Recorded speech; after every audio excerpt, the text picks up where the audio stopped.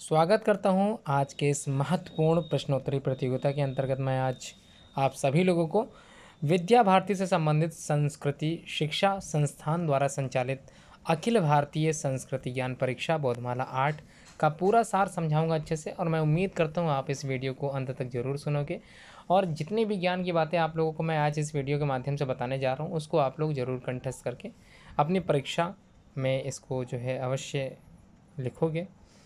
तो आज की जो बोधमाला 8 है इसमें आप लोगों को जो पुस्तिका मिली होगी उसमें आप लोगों को बिल्कुल इसी तरह से पेजावर स्वामी का चित्र आपको दिखाई दे रहा है। विश्वेश्वर तीर्थ से 27 अप्रैल 1931 से 29 दिसंबर 2019 तक इनकी जो है समय सीमा थी।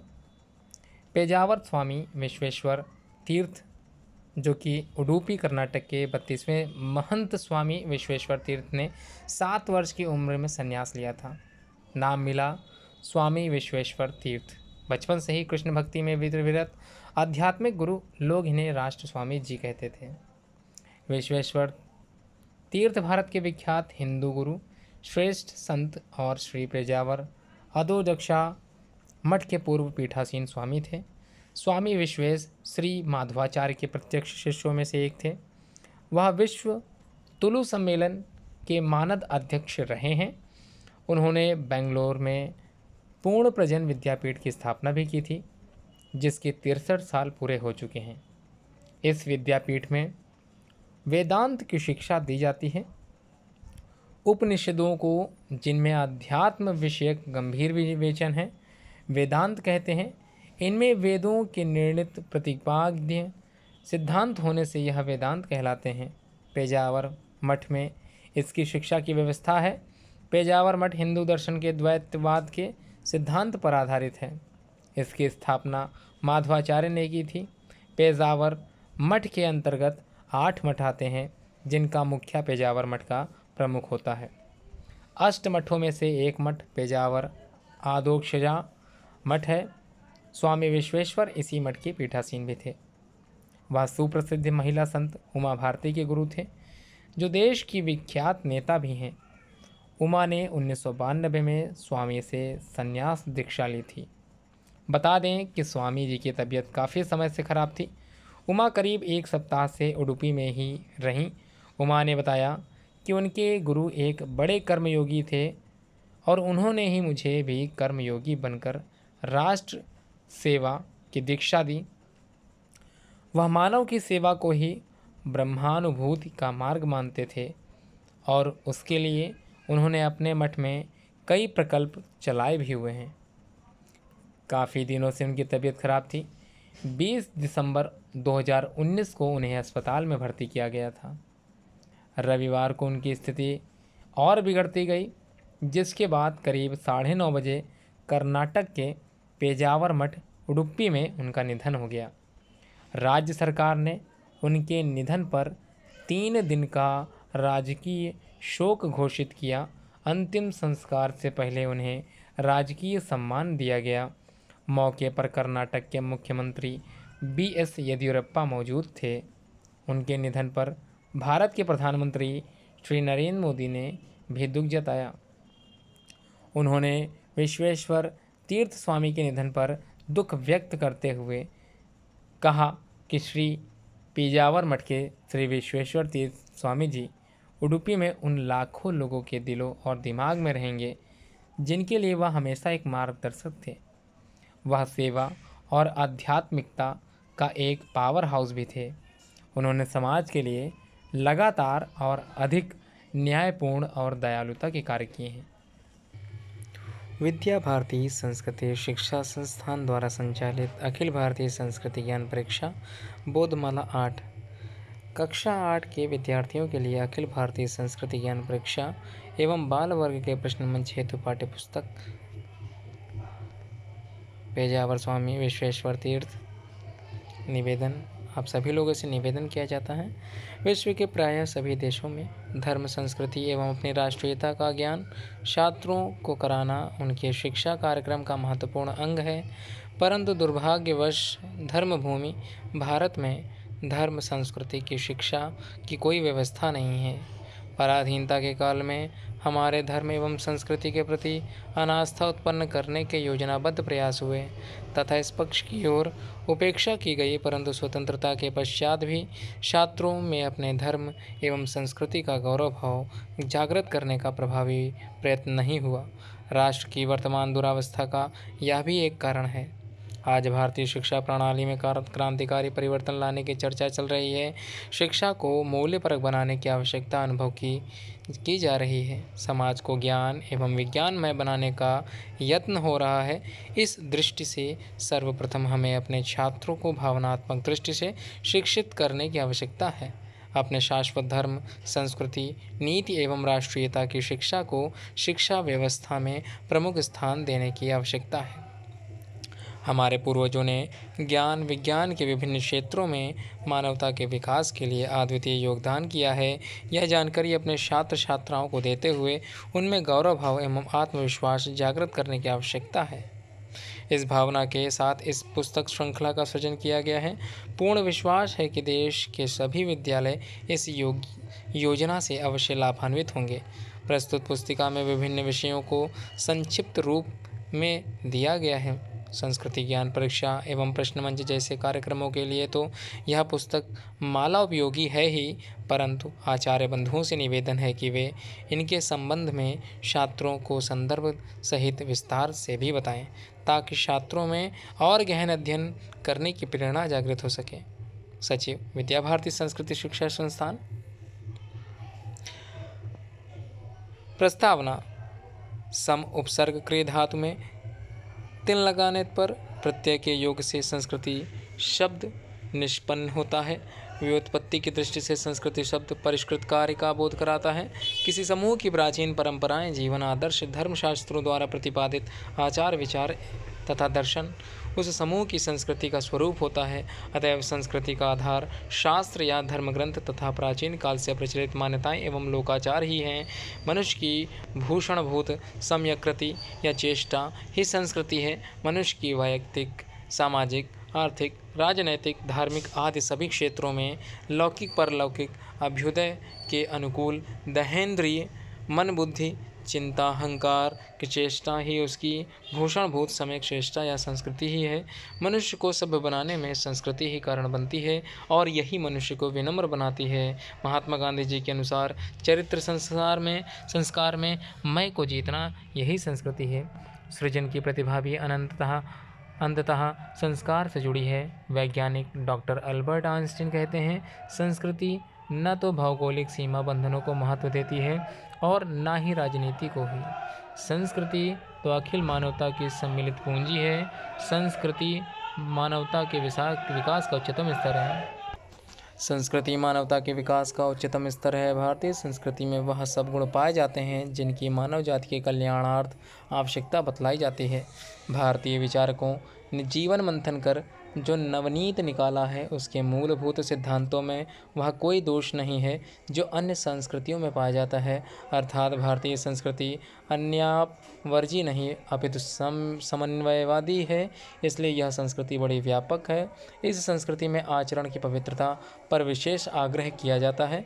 कहते हैं, आचारहीनम न पुनन्ति वेदा। इस संस्कृति में जिन उदार तत्वों का समावेश है, उनके अनुसार जीवन को ढालने में कोई भी मनुष्य सच्चा मानव बन सकता है। इसके अनुसार जिसका आचार व्यवहार शुद्ध है, उसी को सुसंस्कृत कहा जाएगा।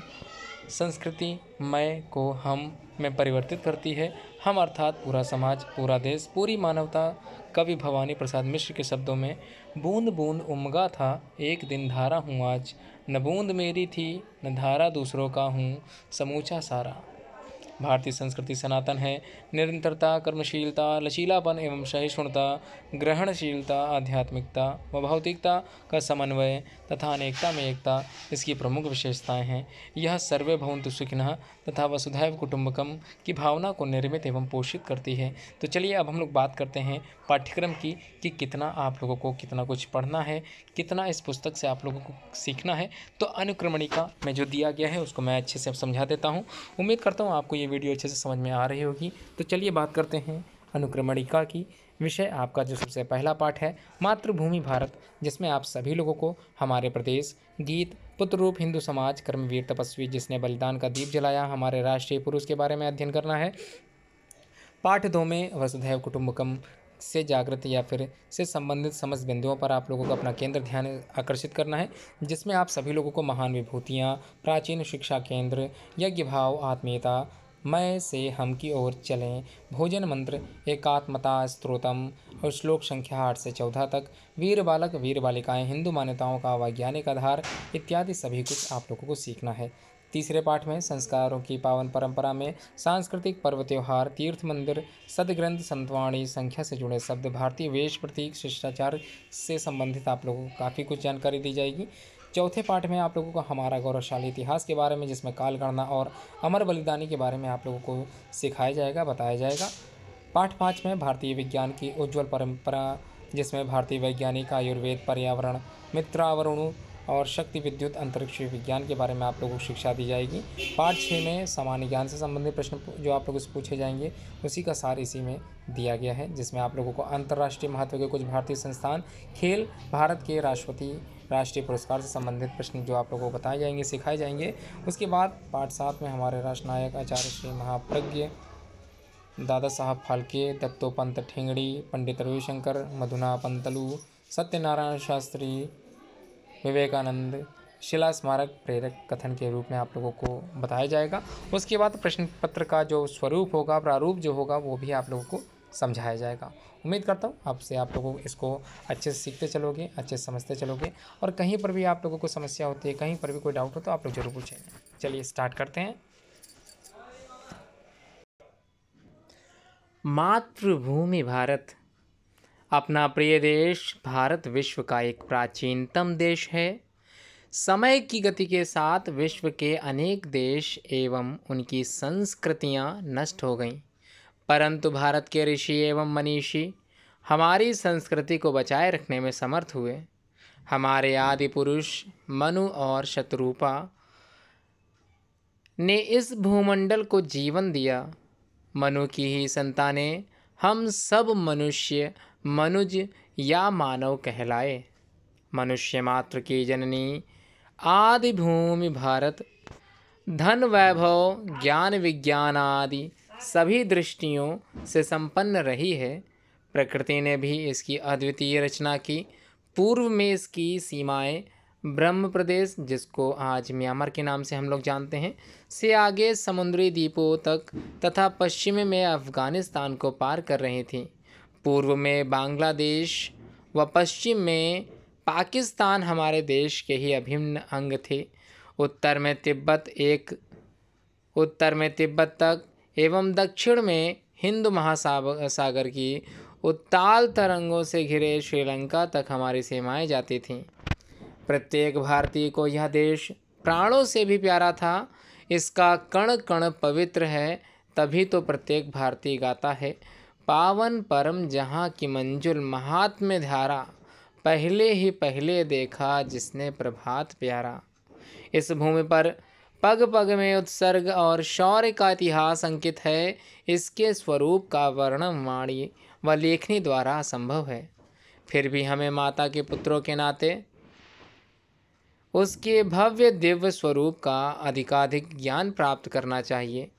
इसके सम्मान की रक्षा के लिए न जाने कितने वीर पुरुषों ने अपने जीवन की आहुति चढ़ा दी। उनकी देशभक्ति का भाव जो कविता की इन पंक्तियों में देखा जा सकता है, तो इसी पंक्तियों को आइए जानते हैं।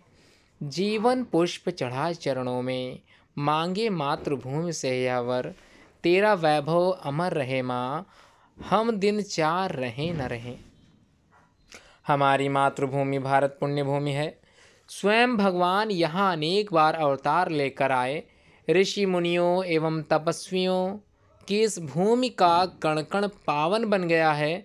महापुरुषों एवं मातृभूमि का स्मरण करके हम अपने जीवन को धन्य करते हैं। एकात्मता स्तोत्रम का पाठ हमारी दिनचर्या का अंग है।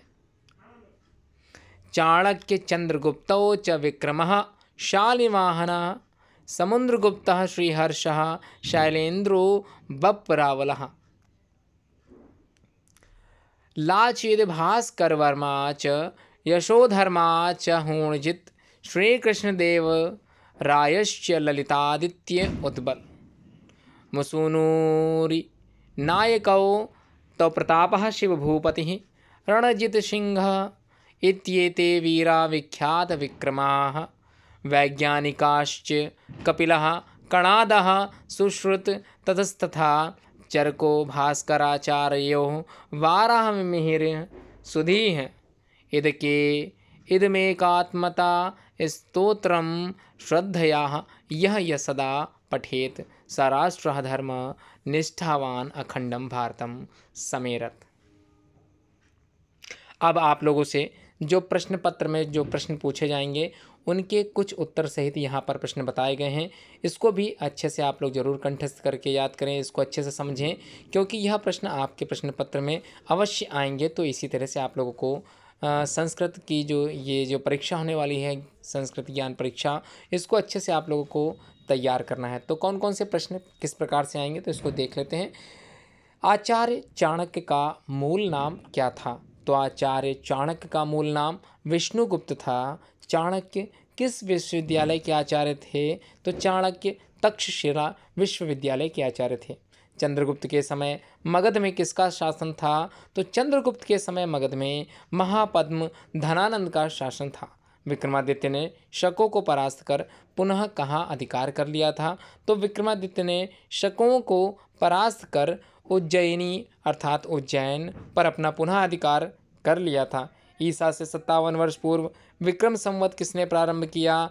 तो यह जो प्रारंभ किया था वो थे विक्रमादित्य। शक संवत किसने प्रारंभ किया? वो थे शालिवाहन। बप्पा रावल का मूल नाम जो था वो था कालभोज। मुसनूरी नायक का संबंध किस प्रांत से है? तो किस प्रांत से है? वो है आंध्र प्रदेश। एकात्मता स्त्रोतम में वर्णित वैज्ञानिक ऋषियों के नाम लिखिए। तो आप लोगों को याद होने चाहिए, एकात्मता स्त्रोतम में वर्णित जो भी वैज्ञानिक यहाँ पर बताए गए थे आप लोगों को पता होने चाहिए, जिसमें कपिल मुनि, कणाद, महर्षि सुश्रुत, महर्षि चरक, भास्कराचार्य और वाराहमिहिर, ये इत्यादि नाम जो आप लोग अभी श्लोक पढ़ा था उसमें एक श्लोक जो एकात्मता स्त्रोत है उसमें इन नामों को जो है वर्णित किया गया है। आपको आना चाहिए। रिक्त स्थानों की पूर्ति भरने के लिए भी आप लोगों से पूछा जा सकता है। प्रश्न संख्या 1 में अश्वत्थामा द्रौपदी पुत्रों की हत्या का प्रायश्चित करने कहाँ गया था? तो कहाँ गया था? रामेश्वरम धाम गया था। इक्ष्वाकु वंशीय राजाओं ने किसको अपनी राजधानी बताया था? तो राजधानी अयोध्या बताता है, क्योंकि भगवान श्री राम इसी वंश के राजा थे। तो इक्ष्वाकु, इसको अच्छे से आप लोग जरूर याद करें। महाराणा प्रताप की माँ का नाम जयवंताबाई था। छत्रपति शिवाजी के माँ का नाम जीजाबाई था। महर्षि कपिल मुनि की माता का नाम देवहूति था। भारत के प्रथम परमाणु वैज्ञानिक, जिनको हम लोग महर्षि कणाद के नाम से भी जानते हैं, को माना जाता है। भारत के प्रथम शल्य चिकित्सक महर्षि सुश्रुत को माना गया है और ये इन्हीं रूप में विश्वविख्यात हैं और जाने जाते हैं। हमारी प्रेरणा के ऐसे महान बिंदु स्थल जो कभी भारत में ही थे, उनके नाम यहाँ पर निम्नवत हैं, जो हालांकि आज भारत के अंग नहीं हैं। मानसरोवर जो कि अब तिब्बत में है, ननकाना शाही पाकिस्तान में है, पशुपतिनाथ नेपाल में है, कैलाश पर्वत तिब्बत में है, साधु बेला पाकिस्तान में है, सगरमाथा या एवरेस्ट जो कि नेपाल में है। अतीत में भारत की भौगोलिक सीमाओं में समय समय पर परिवर्तन होता रहा है। अब आप अपने महान देश भारत की वर्तमान सीमाओं का दर्शन कीजिए तो उत्तर में हिमालय पर्वत, तिब्बत, नेपाल, भूटान, दक्षिण में हिंद महासागर, श्रीलंका, पूर्व में ब्रह्मदेव जिसको म्यांमार के नाम से हम लोग जानते हैं, गंगा सागर, बंगाल की खाड़ी, पश्चिम में पाकिस्तान, सिंधु सागर, अरब सागर जो कि आज जाना जाता है। अब हम लोग बात करते हैं सही विकल्प पर। सही का चिन्ह लगाकर आप लोगों को सही उत्तर बताना है। मोहनजोदड़ो नगर जो स्थित है वो वर्तमान पाकिस्तान में है। महारानी पद्मिनी ने कहाँ पर जौहर किया था? वो था चित्तौड़गढ़। किस स्थान पर चतुर्मुखी शिव अधिष्ठित हैं? उनका नाम है पशुपतिनाथ। और 20वें तीर्थंकर के रूप में मुनि सुव्रतनाथ का जन्म जो हुआ था वो था राजगृह। भरत जी ने किस स्थान पर भगवान श्री राम से भेंट कर चरण पादुकाएं प्राप्त की थीं? उस क्षेत्र का नाम था चित्रकूट।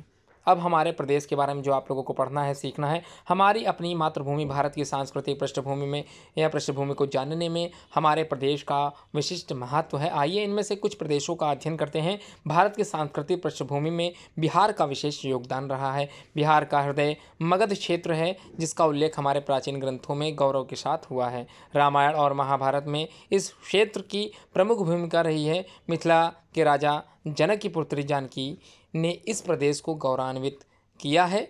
जनक की पुत्री सीता जानकी का जन्म बिहार के सीतामढ़ी के पास पुनौरा में हुआ था। महाभारत में मगध के दुष्ट राजा जरासंध को श्री कृष्ण के निर्देश पर भीम ने मारा था। मध्यकाल में यहाँ मौर्य साम्राज्य स्थापित हुआ। चंद्रगुप्त ने चाणक्य के मार्गदर्शन में यहीं से विदेशी आक्रांता सिकंदर के उत्तराधिकारी सेल्यूकस को परास्त किया था। सम्राट अशोक भी इसी वंश के थे। भारत के इतिहास में स्वर्णिम युग कहे जाने वाले गुप्त वंशीय सम्राट यहीं पर हुए। इनके शासन में विज्ञान, कला आदि की बड़ी उन्नति हुई। आर्यभट्ट यहीं के थे। इस राज्य में बौद्ध धर्म का सबसे पहले प्रचार हुआ और बहुत से मठ भी बने। बौद्ध लोग मठों को विहार कहते हैं। इसी विहार के नाम पर इस राज्य का नाम बिहार पड़ा।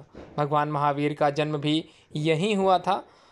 बिहार के महत्वपूर्ण जो कि स्थान यहाँ बताए जा रहे हैं उनको आप लोग जरूर अच्छे से समझें। पटना, प्राचीन काल में इसका नाम पाटलिपुत्र था। यह मौर्य काल का सर्वश्रेष्ठ नगर था। अशोक के शासनकाल के खंडहर आज भी कुम्हरार में हैं। यह बिहार प्रदेश की राजधानी है। पटना साहिब यह सिखों के दशम गुरु गुरु गोविंद सिंह का जन्म स्थान है। यहाँ 5 तख्तों में से एक स्थित है। नालंदा, विश्वविख्यात नालंदा विश्वविद्यालय का खंडहर आज भी यहाँ है। हर्षवर्धन काल में चीनी यात्री हिनसांग यहाँ 6 वर्षों तक पढ़ा था। बक्सर, व्याघ्रसर महर्षि विश्वामित्र की तपस्थली है। ऐसा माना जाता है कि विश्वामित्र का सिद्धाश्रम और तड़का वन यहीं थे। और ताड़का वन यहीं पर थे। भगवान राम ने यहीं से राक्षसों के संहार का अभियान शुरू किया था। गया प्राचीन काल से हिंदुओं का प्रमुख तीर्थ स्थान है। यहीं फल्गु नदी के किनारे पितरों का पिंडदान किया जाता है। इनके अतिरिक्त राजगृह विक्रमशिला, सोनपुर, सुल्तानगंज, मुंगेर, वैशाली, सीतामढ़ी, पावापुरी, बोधगया अन्य स्थान भी महत्वपूर्ण स्थानों में से एक है जो कि इसी राज्य के अंतर्गत आते हैं। बात करते हैं महापुरुषों की। वीर कुंवर सिंह, इनका जन्म भोजपुर वीर कुंवर सिंह इनका जन्म भोजपुर जिले के जगदीशपुर में 1782 के लगभग हुआ था। सन 1857 की क्रांति जो हुई थी स्वाधीनता आंदोलन में 80 वर्ष की अवस्था में वीर कुंवर सिंह ने अंग्रेजों को पछाड़ा था। 26 अप्रैल 1858 को ये शहीद हुए थे। डॉक्टर राजेंद्र प्रसाद, इनका जन्म 1884 ईस्वी में बिहार के सारण में हुआ था, जो वर्तमान में सिवान जिले में स्थित है। भारत रत्न डॉक्टर राजेंद्र प्रसाद चंपारण आंदोलन में महात्मा गांधी के सहयोगी बने। भारतीय संविधान सभा के अध्यक्ष और भारत के प्रथम राष्ट्रपति भी बने। इनकी मृत्यु 28 फरवरी 1963 ईस्वी को हुई थी। लोकनायक जयप्रकाश नारायण, 11 अक्टूबर 1902 ईस्वी में इनका जन्म एवं 8 अक्टूबर 1979 में स्वर्गवास हुआ था। देश की राजनीति में एक नई दिशा देने के कारण जयप्रकाश नारायण को लोकनायक की उपाधि दी गई थी। ये सर्वोदय नेता के रूप में लोकप्रिय हुए। आपातकाल के आंदोलन का नेतृत्व इन्होंने ही किया था। अब बात करते हैं एक अन्य राज्य, भारत देश के एक अन्य राज्य की, जिसका नाम है झारखंड। तो झारखंड के बारे में आइए कुछ महत्वपूर्ण बिंदुओं पर चर्चा कर लेते हैं। 15 नवंबर 2000 को बिहार के दक्षिणी क्षेत्र वनांचल के 18 जिलों को अलग से झारखंड प्रदेश का नाम दिया गया। यह क्षेत्र खनिज संपदा से परिपूर्ण है। इस क्षेत्र के लोग ने भारत के स्वतंत्रता आंदोलन में अपना महत्वपूर्ण योगदान दिया है। आज भी भारत की प्राचीन संस्कृति के दर्शन इस प्रांत में किए जा सकते हैं। झारखंड प्रदेश के महत्वपूर्ण स्थल जिनमें से रांची और जमशेदपुर के बारे में हम लोग चाहिए जानकारी प्राप्त करते हैं। इस रांची के बारे में झारखंड की जो कि राजधानी है एवं प्रदेश का उच्च न्यायालय भी यहीं पर है। प्रसिद्ध स्वतंत्रता संग्राम सेनानी बिरसा मुंडा का रांची जेल में ही निधन हुआ था। तो बिरसा मुंडा के बारे में आप लोगों को जानकारी होनी चाहिए। जमशेदपुर जो कि टाटा स्टील उद्योग के नाम से प्रसिद्ध है तथा प्रसिद्ध औद्योगिक नगर है। इस नगर के अतिरिक्त बोकारो, चाईबासा, देवघर, हजारीबाग, दुमका, गुमला आदि प्रसिद्ध हैं। यहाँ के जो महापुरुष थे जिनमें बिरसा मुंडा प्रमुख थे, इनके बारे में चलिए बात कर लेते हैं। 19वीं शताब्दी के अंत में अंग्रेजों के खिलाफ वनवासी नेता बिरसा मुंडा ने संघर्ष किया। इनके त्याग एवं बलिदान से स्वतंत्रता आंदोलन को बल मिला। 9 जून 1900 ईस्वी में रांची जेल में इनकी मृत्यु हुई। तिलका मांझी संथाल जाति के सेनानी थे। उन्होंने अंग्रेजों के साथ संग्राम करते हुए आज़ादी की बलिदेवी पर अपने प्राणों की भेंट चढ़ा दी थी। बात करते हैं एक अन्य राज्य उत्तर प्रदेश राज्य के बारे में भी। उत्तर प्रदेश भारत का प्रमुख प्रदेश है। गंगा, यमुना, सरयू जैसी पवित्र नदियाँ और उनसे पवित्र हुआ विशाल मैदानी भाग तथा दक्षिण में विंध्याचल सभी कुछ अनोखा है। यही अयोध्या में भगवान श्री राम ने जन्म लिया। यमुना किनारे मथुरा में भगवान श्री कृष्ण ने जन्म लेकर ब्रज में बाल क्रीड़ाएँ की एवं असुरों का संहार किया।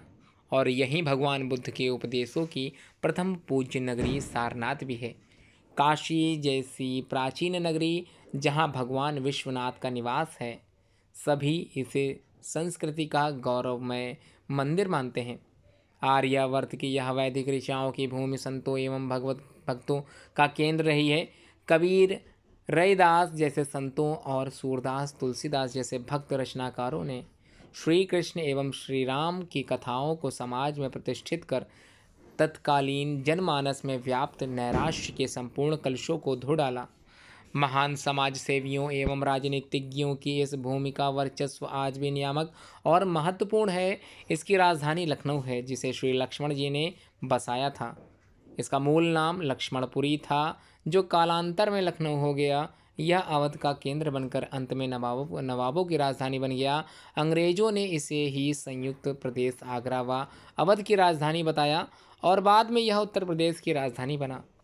उत्तर प्रदेश की अधिकांश भूमि गंगा यमुना द्वारा सिंचित होने के कारण उपजाऊ है। कृषि यहाँ का मुख्य व्यवसाय है। गेहूँ, चावल, मक्का, जौ, चना, गन्ना, आलू तथा तिलहन यहाँ के विशेष कृषि उत्पाद हैं। औद्योगिक दृष्टि से यहाँ चीनी, सूती कपड़ा, खाद्य तेल, कागज, बिजली, रेल, रसायन, एल्यूमिनियम तथा सीमेंट के भी उत्पादक कारखाने हैं। हथकरघा एवं रेशम उद्योग यहाँ फला फूला है। बॉम्बे हाई से तेल लाइन मिल जाने के कारण मथुरा में एक बड़ी तेल परिष्करणशाला रिफाइनरी स्थापित है और प्रदेश में इससे जुड़े अनेक उद्योग लगे हुए हैं। इतना होने पर भी अभी यहाँ विकास की अनेक संभावनाएं हैं। बुलंदशहर जिले में नरौरा नामक स्थान पर 220 मेगावाट की 2 इकाइयाँ नरौरा परमाणु विद्युत केंद्र NAPC के नाम से स्थापित है, जिनके द्वारा उत्तरी ग्रिड में निरंतर विद्युत आपूर्ति की जा रही है। देश में स्थापित 6 परमाणु विद्युत केंद्रों में से यह एक है। सांस्कृतिक एवं ऐतिहासिक महत्व के क्षेत्र के कारण उत्तर प्रदेश पर्यटन का भी बहुत बड़ा आकर्षण केंद्र है। इन क्षेत्रों के महत्व के संबंध में हम निम्नांकित प्रश्नों से जान सकते हैं। पहला प्रश्न, यमुना का उद्गम कालिंद पर्वत से हुआ। इसके बाद इसका पुनः अवतरण यमुनोत्री स्थल माना जाता है। यमुना के किनारे बसे प्रमुख नगर दिल्ली, वृंदावन, मथुरा, आगरा इत्यादि 3 नगर प्रस्तुत हैं। गंगा के किनारे बसे प्रमुख नगर हरिद्वार, कानपुर, प्रयाग, काशी, पटना इत्यादि हैं। श्री कृष्ण की बाल लीलाओं की नगरी वृंदावन है। गंगा, यमुना और सरस्वती के संगम त्रिवेणी पर प्रसिद्ध तीर्थराज प्रयाग बसा हुआ है। विश्व की प्राचीनतम विद्या और ज्ञान की प्रसिद्ध नगरी काशी है। उत्तर प्रदेश में प्रसिद्ध बौद्ध तीर्थों के नाम श्रावस्ती, कुशीनगर और सारनाथ है। महान योगी एवं सिद्ध संत गोरखनाथ के नाम पर कौन सा नगर अगर बसा है तो उसका नाम गोरखपुर है। कौरवों की राजधानी हस्तिनापुर में थी। वह कौन सी भूमि है जहां ब्रह्मा ने प्रथम यज्ञ किया था और जहां नाना साहब पेशवा रहते थे, तो वह भूमि का नाम ब्रह्मावर्त, बिठूर जिला, कानपुर है। उत्तर प्रदेश की राजधानी लखनऊ का प्राचीनतम नाम लक्ष्मणपुरी है। हर्षवर्धन की राजधानी जो आजकल इस इत्र के कारण व्यापार का केंद्र बनी हुई है, तो वो है कानिकुब्ज, जिसे आजकल कन्नौज कहते हैं। सूरदास जी के गुरु का नाम वल्लभाचार्य जी था। तानसेन के गुरु स्वामी हरिदास जी वृंदावन में रहते थे। कबीर के गुरु जी का नाम स्वामी रामानंद जी था। महामना मदन मोहन मालवीय ने हिंदू विश्वविद्यालय की स्थापना काशी में की थी। भगवान राम की जन्मस्थली अयोध्या सरयू नदी के तट पर स्थित है। आइए बात करते हैं एक अन्य राज्य जिसका नाम है उत्तराखंड। इसके बारे में भी हम लोग आसानी से बहुत कुछ सीखने वाले हैं और मैं उम्मीद करता हूँ आज की वीडियो आप लोगों को अच्छे समझ में आ रही होगी। उम्मीद करता हूँ संस्कृत ज्ञान परीक्षा में आप लोग सर्वोच्च अंक हासिल करोगे और वीडियो को लाइक जरूर करोगे। उत्तराखंड राज्य की राजधानी उत्तराखंड राज्य की स्थापना उत्तरांचल के नाम से भारत के 27वें राज्य के रूप में 9 नवंबर सन 2000 में हुई थी। इस राज्य को देवभूमि के नाम से भी जाना जाता है। उत्तरांचल का नया नाम उत्तराखंड है जो कि 1 जनवरी 2007 से हुआ। यहाँ पंतनगर स्थित देश का प्रथम कृषि विश्वविद्यालय है। बद्रीनाथ, केदारनाथ, गंगोत्री, यमुनोत्री, हेमकुंड साहिब, हरिद्वार, ऋषिकेश आदि प्रमुख तीर्थ स्थल तथा पंचबदरी, पंचकेदार एवं पंचप्रयाग भी इसी राज्य में स्थित हैं।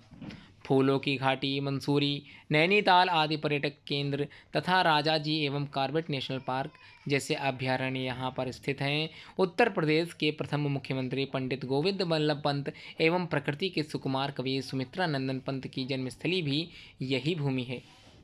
उत्तराखंड के टिहरी जिले में भागीरथी एवं भिलंगना नदी के संगम पर देश के सबसे विशाल बांध बना हुआ है जिसकी ऊंचाई लगभग 260.5 मीटर की है।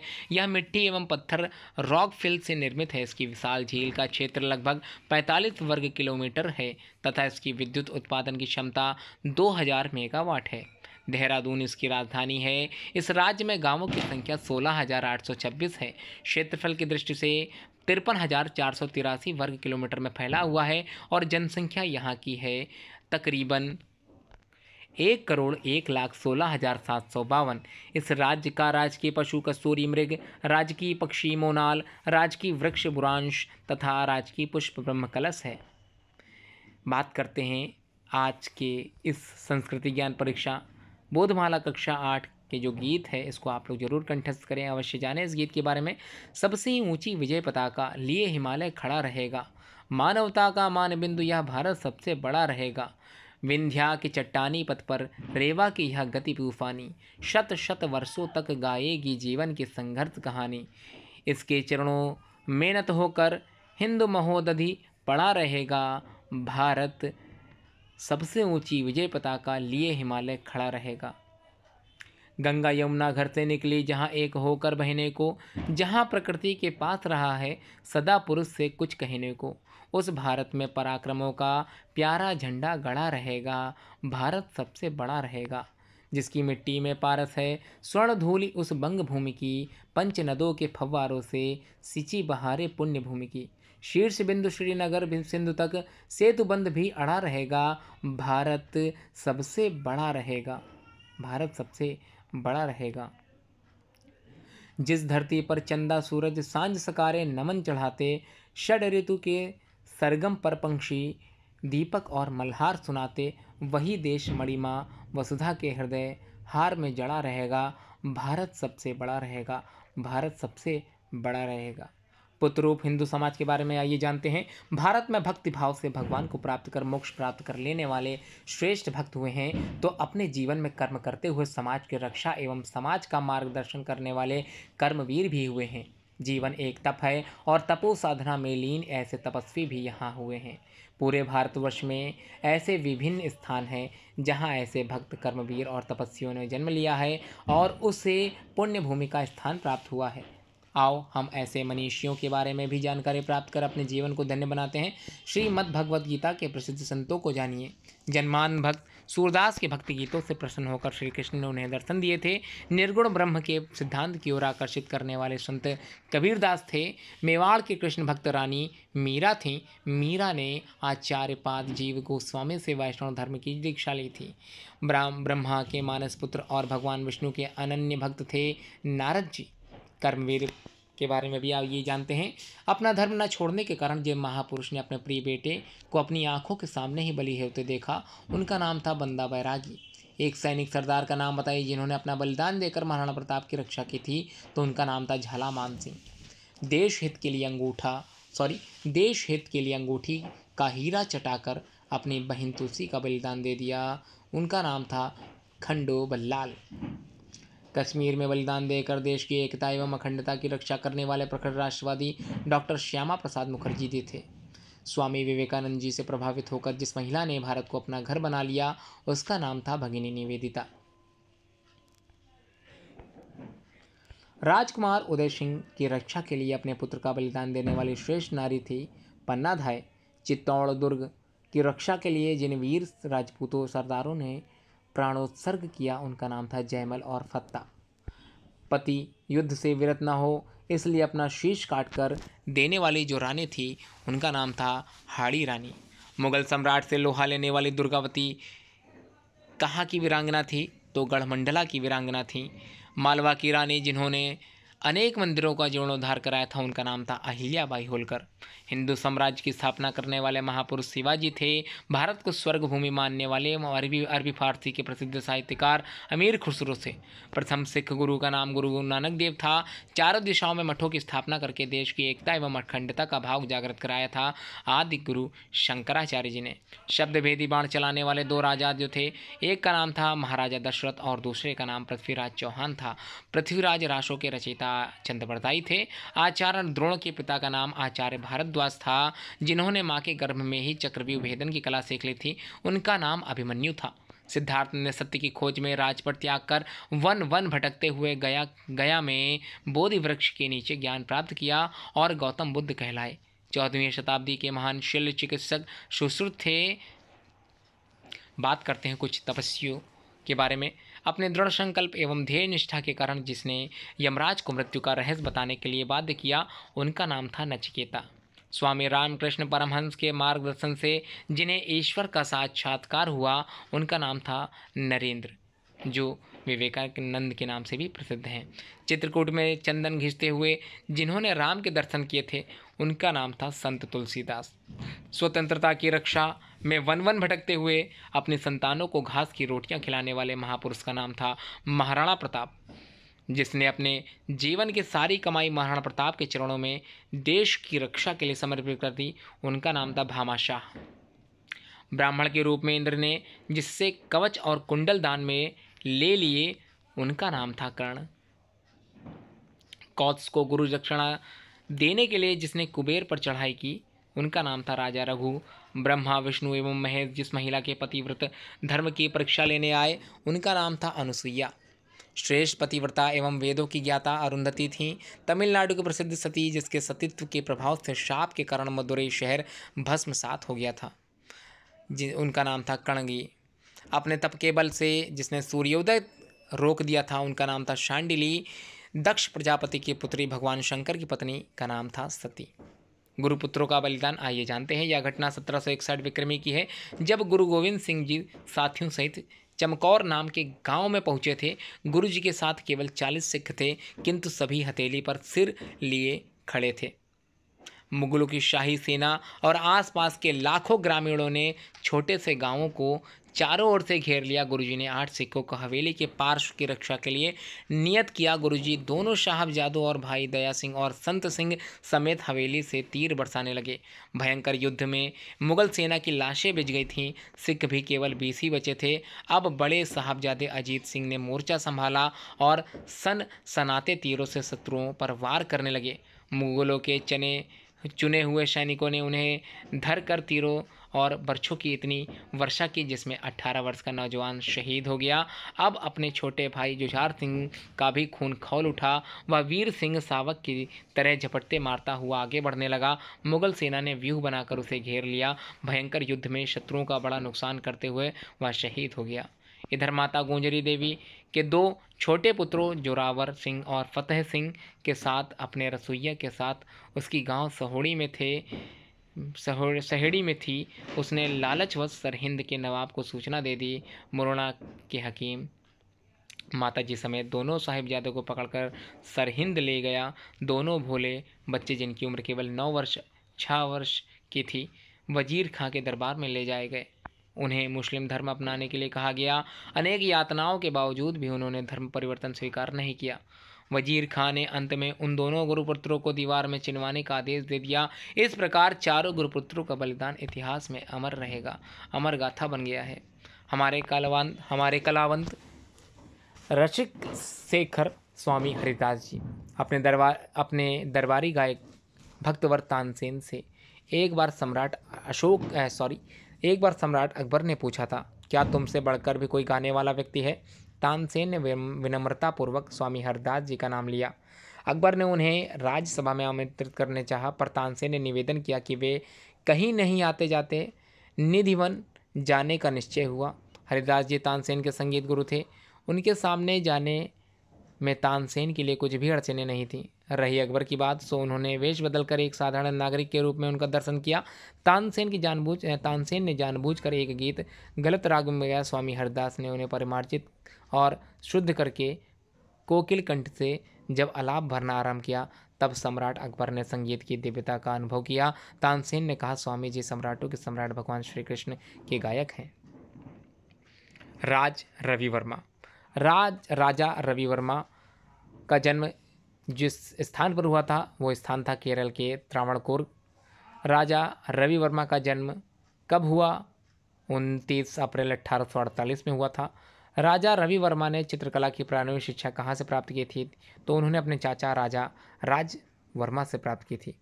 मद्रास में आयोजित एक प्रतियोगिता में उन्होंने कब भाग लिया था? वह समय था 1888 में।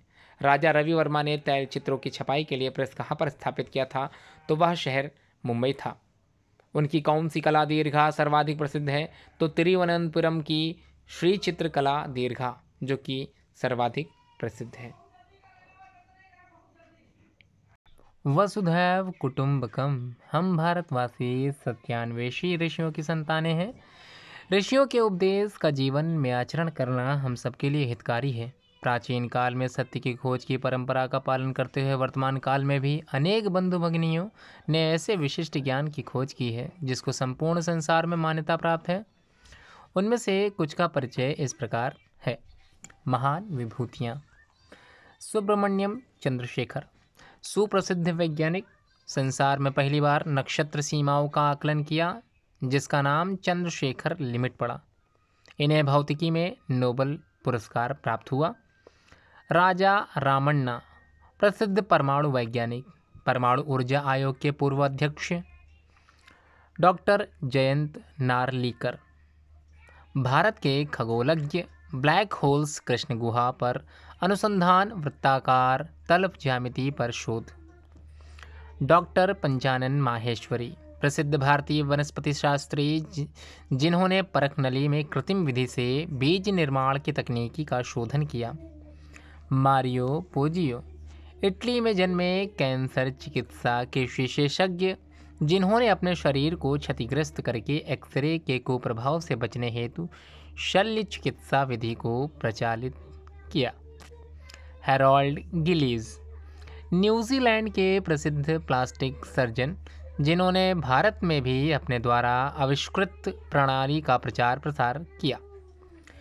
चंद्रशेखर वेंकटरामन, विख्यात भौतिकी शास्त्री, जिन्होंने प्रकाश विज्ञान, एक्सरे, पराश्रव्य, अल्ट्रासोनिक, मानव दृश्य आदि वैज्ञानिक क्षेत्रों में शोध किया। रामन प्रभाव नामक खोज पर 1930 में नोबेल पुरस्कार भी प्राप्त किया।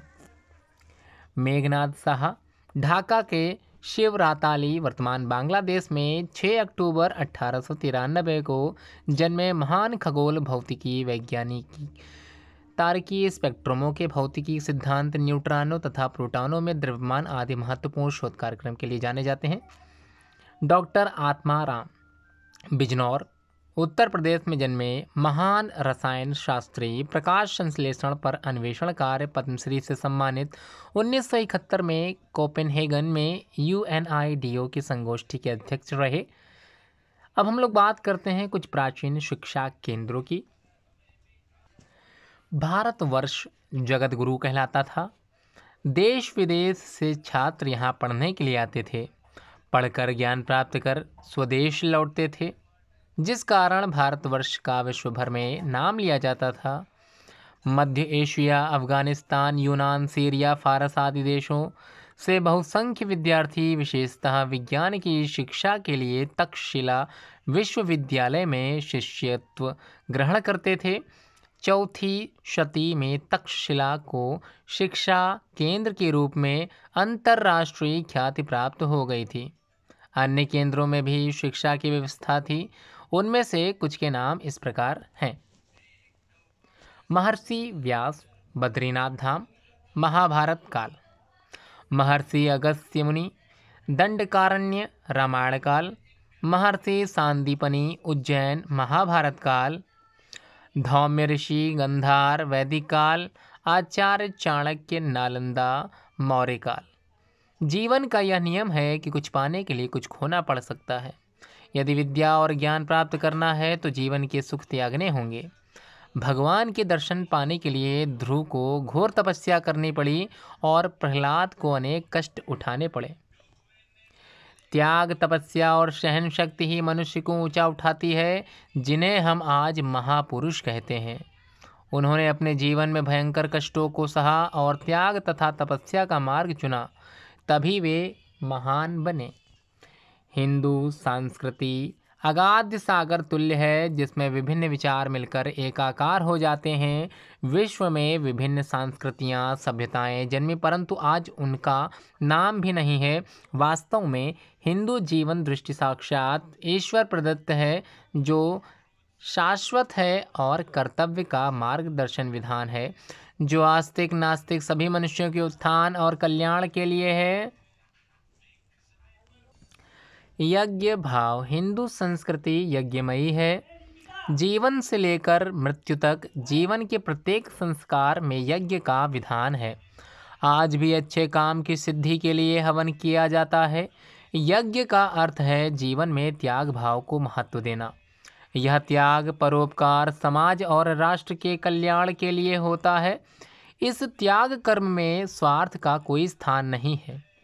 यज्ञ में आहुति देते समय यज्ञकर्ता प्रत्येक स्वाहा के साथ कहता है, ईदम नमम, अर्थात यह आहुति मेरे लिए नहीं है। वह कहता है, इंद्राय स्वाहा, अग्नये स्वाहा, प्राणाय स्वाहा, अर्थात इंद्रादि देवों और राष्ट्र के कल्याण के लिए मेरे कर्म हो। यही यज्ञ भाव है। इस यज्ञ भावना से मनुष्य में दान देने की वृत्ति बढ़ती है, अपने लिए लेने या संग्रह करने की वृत्ति घटती है। पुराने समय में और आज भी समाज के उपयोग के लिए अनेक दानी व्यक्ति धर्मशालाएं, मंदिर, पाठशालाएं, प्याऊ और भंडारे खुलवाते हैं। हिंदू धर्म में असीमित धन और संपत्ति वाला बड़ा नहीं माना जाता, वरन जिसने सब कुछ त्याग कर संन्यास ले लिया है वही बड़ा है। इसीलिए सन्यासी के चरणों में राजा भी अपना मुकुट रख देता है। अपना सर्वस्व त्याग ही यज्ञ है। सम्राट हर्षवर्धन प्रत्येक 5वें वर्ष संगम तट पर अपना सारा कोष प्रजा के लिए, कल्याण के लिए दान कर देते थे। गीता में भगवान कृष्ण ने यज्ञ अर्थात त्याग भाव का महत्व बताते हुए कहा है, अन्नाद भवन्ति भूतानि पर्जन्यादन्न संभवः, यज्ञाद भवति पर्जन्यो यज्ञः कर्म समुद्भवः। अन्न से प्राणियों का पोषण होता है और अन्न वर्षा से पैदा होता है। वर्षा यज्ञ से होती है और यज्ञ श्रेष्ठ कर्मों से किया जाता है। यज्ञ भाव का अर्थ है त्याग करते हुए जीवन बिताना। अपना सब कुछ समाज, देश और मानवता के कल्याण एवं उत्थान में लगा देना ही यज्ञ भाव है। तिलक, सुभाष, वीर सावरकर, महात्मा गांधी, डॉक्टर हेडगेवार, पंडित दीनदयाल उपाध्याय और श्री गुरु जी ने अपना जीवन यज्ञ भाव से ही जिया। महर्षि दधीची का देहदान, भामाशाह का राष्ट्रहित में संपत्ति दान तथा समाज के वंचित वर्गों में शिक्षा और संस्कृति के प्रचार प्रसार हेतु हमारे द्वारा प्रतिवर्ष किए जाने वाला समर्पण भी एक प्रकार का यज्ञ ही है। अतः मन सहित इंद्रियों का संयम ही यज्ञ है और प्राणी मात्र के कल्याण का व्यवहार ही यज्ञ भाव है। अब आपको मैं कुछ प्रश्नों के बारे में बताने जा रहा हूं, जिसको आपको रिक्त स्थानों की पूर्ति के अंतर्गत भरना है। यहाँ पर जो उत्तर बताए जा रहे हैं उसको आप लोग ज़रूर कंठस्थ करें, याद करें, क्योंकि आपकी परीक्षा में इस प्रकार के प्रश्न भी पूछे जा सकते हैं। पहला जो प्रश्न है, हिंदू संस्कृति यज्ञमयी है। यज्ञ का अर्थ है जीवन में त्याग भाव को महत्व देना। इस त्याग कर्म में स्वार्थ भाव का कोई स्थान नहीं है। इंद्रादि देवों और राष्ट्र के कल्याण के लिए मेरे कर्म हो। यज्ञ भाव का अर्थ है त्याग करते हुए जीवन बिताना। मनुष्य को कौन सा भाव ऊंचा उठाता है? तो मनुष्य को त्याग, तपस्या, सहनशीलता का भाव ऊंचा उठाता है। जीवन से लेकर मृत्यु तक जीवन के प्रत्येक संस्कार में किसका विधान है? तो प्रत्येक संस्कार में यज्ञ का विधान है। प्रत्येक स्वाहा के साथ यज्ञकर्ता क्या कहता है? तो प्रत्येक स्वाहा के साथ यज्ञकर्ता ईदम नमम कहता है। ईदम नमम का अर्थ है यह मेरे लिए नहीं है। हिंदू धर्म में सबसे बड़ा किसे कहा गया है? तो हिंदू धर्म में सबसे बड़ा परोपकार के लिए सब कुछ त्याग करने वाले व्यक्ति को ही कहा गया है। हर्षवर्धन का यज्ञ भाव किस कार्य से प्रकट होता है? तो प्रजा के कल्याण के लिए सारे कोष का दान कर देना, ये हर्षवर्धन का यज्ञ भाव प्रकट करता है। अब हम लोग बात करते हैं कुछ आत्मीयता से संबंधित विचारों की। मुझ में और प्रत्येक प्राणी में वही परमात्मा समाया है। भगवान श्री कृष्ण ने गीता में स्वयं कहा है कि मया तत्मिदं सर्वं जगत व्यक्त मूर्तिना, अर्थात मैंने ही अव्यक्त रूप से इस सारे संसार को व्याप्त कर रखा है। गीता में ज्ञानी और पंडित उसे ही कहा गया है जो ब्राह्मण, हाथी, कुत्ते और चांडाल में एक ही परम तत्व आत्मा को देखता है। इसलिए कोई जीवन छोटा बड़ा नहीं है, सभी समान है। उसकी और मेरी आत्मा एक ही होने के कारण हम में परस्पर आत्मीयता का भाव होना चाहिए।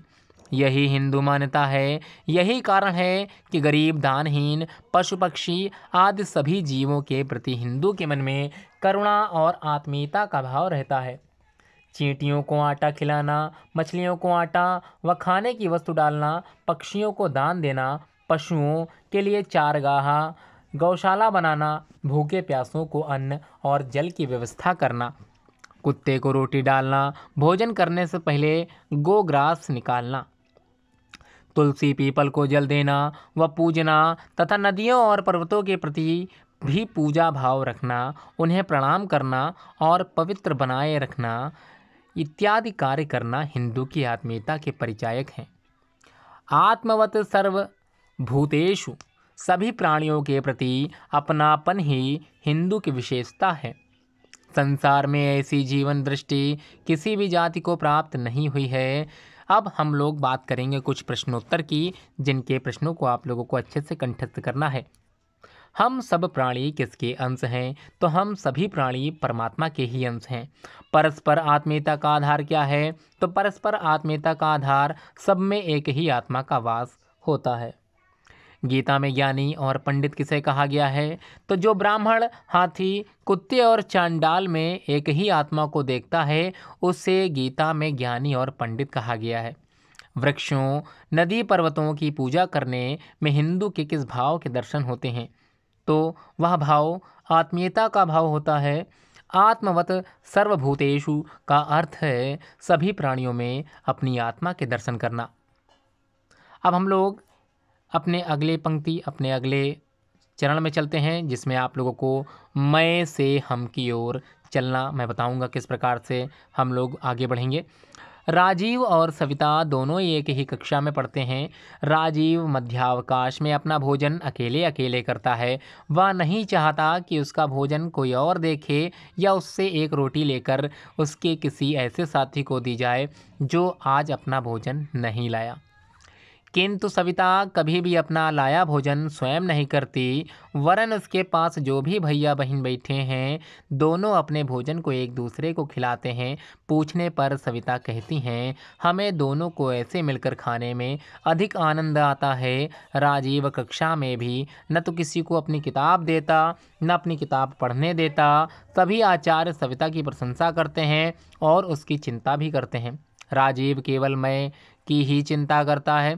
हमारा जीवन केवल अपने स्वार्थ के लिए नहीं, वरन हम सब मिलकर एक दूसरे के लिए चिंता करें, एक दूसरे के काम आएं और मैं से हम बनकर जिएं तो अधिक आनंद आएगा और अधिक आनंद आएगा, संतोष और सुख होगा। मैं और मेरा का विचार छोटा है, स्वार्थ भरा है, जबकि हम सबका विचार उत्तम और श्रेष्ठ है। कुछ एकात्मता स्तोत्रम के बारे में मैं बताने जा रहा हूँ, जिनके अर्थों को भी मैं बताऊंगा। श्लोक संख्या 8 से लेकर 14 तक के श्लोक हैं, एकात्मता स्त्रोत से ही लिए गए हैं। तो चलिए एक एक करके सभी श्लोकों को मैं अर्थ से ही समझाता चलता हूँ और आप लोग इसको जरूर अच्छे से अपने मस्तिष्क में जरूर बैठाएं। चतुर्वेदा पुराणानि सर्वोपनिषदस्तथा रामायणं भारतं च गीता सददर्शनानि च। अर्थ, चारों वेद, 18 पुराण, सभी उपनिषद, रामायण, महाभारत, गीता तथा दर्शन जो हमें सन्मार्ग दिखाते हैं, पठन एवं मनन योग्य हैं। उसे पढ़ना और उसको मनन करना माना गया है। जैनागमा स्त्रीपिटिका गुरुग्रंथाः सतां गिरः एषः ज्ञाननिधि श्रेष्ठः श्रद्धेयो हरि सर्वदा। अर्थ, जैन पंथ के प्रमाणभूत आगम ग्रंथ, बौद्ध मत के प्रमाणभूत ग्रंथ त्रिपिटक, विनय सुप्त और अभिधम्म, सिख पंथ के गुरु ग्रंथ साहिब आदि संतों की वाणियाँ श्रेष्ठ ज्ञान का भंडार हैं। इनके प्रति हृदयों में आस्था बनाए रखें। अरुंधत्यन्यसूया च सावित्री जानकी सती द्रौपदी कन्नगी गार्गी मीरा दुर्गावती तथा। अर्थ है, महर्षि वशिष्ठ की पत्नी अरुंधति, अत्रि पत्नी अनुसुईया, सत्यवान की पत्नी सावित्री, श्री राम की पत्नी सीता, द्रौपदी, कन्नगी, गार्गी, मीरा तथा दुर्गावती आदि देवियाँ वंदनीय हैं। अगला एकात्मता स्त्रोत, जिसमें लक्ष्मी रहल्या चेन्नम्मा रुद्राम्बा सुविक्रमा निवेदिता शारदा च प्राणम्या मातृदेवता। अर्थ, महारानी लक्ष्मीबाई अहल्याबाई कर्नाटक की वीर महिला चेन्नम्मा, रुद्राम्बा भगिनी निवेदिता तथा रामकृष्ण परमहंस की पत्नी माँ शारदा आदि माताएं वंदनीय हैं। श्रीरामो भरतः कृष्णो भीष्मो धर्मस्तथार्जुनः मार्कंडेयो हरिश्चंद्रः प्रह्लादयो नारदो दुर्वः। अर्थ, प्रभु राम, भरत श्री योगीराज, श्री कृष्ण, भीष्म पितामह युधिष्ठिर, अर्जुन, मार्कंडेय ऋषि, सत्यवादी हरिश्चंद्र, भक्त प्रहलाद, महर्षि नारद और ध्रुव की कीर्ति पुराणों में गाई गई है। अगला एकात्मता स्त्रोत, हनुमान जन को व्यासो वसिष्ठश्च शुको बलिः दधीचि विश्वकर्माणो पृथु वाल्मीकि भार्गवः। अर्थ, महाबली हनुमान, विदेहराज जनक, वेद व्यास, गुरु वशिष्ठ, सुखदेव, दैत्यराज बलि, दधीचि, विश्वकर्मा, महाराज पृथु, वाल्मीकि और भार्गव परशुराम की कीर्ति पुराणों में गाई गई है। अगला जो एकात्मता स्त्रोत है, मंत्र को पढ़ लेते हैं। भागीरथश्चैकल्प्यो मनूर्धन वंतरिस्त तथा शिविश्च रंतिदेवश्च पुराणयो दगीत कीर्तयः। अर्थ, महाराज भागीरथी, एकलव्य, महाराजा मनु, धन्वंतरी, राजा शिवी तथा रांति देवी की कीर्ति पुराणों में की गई है।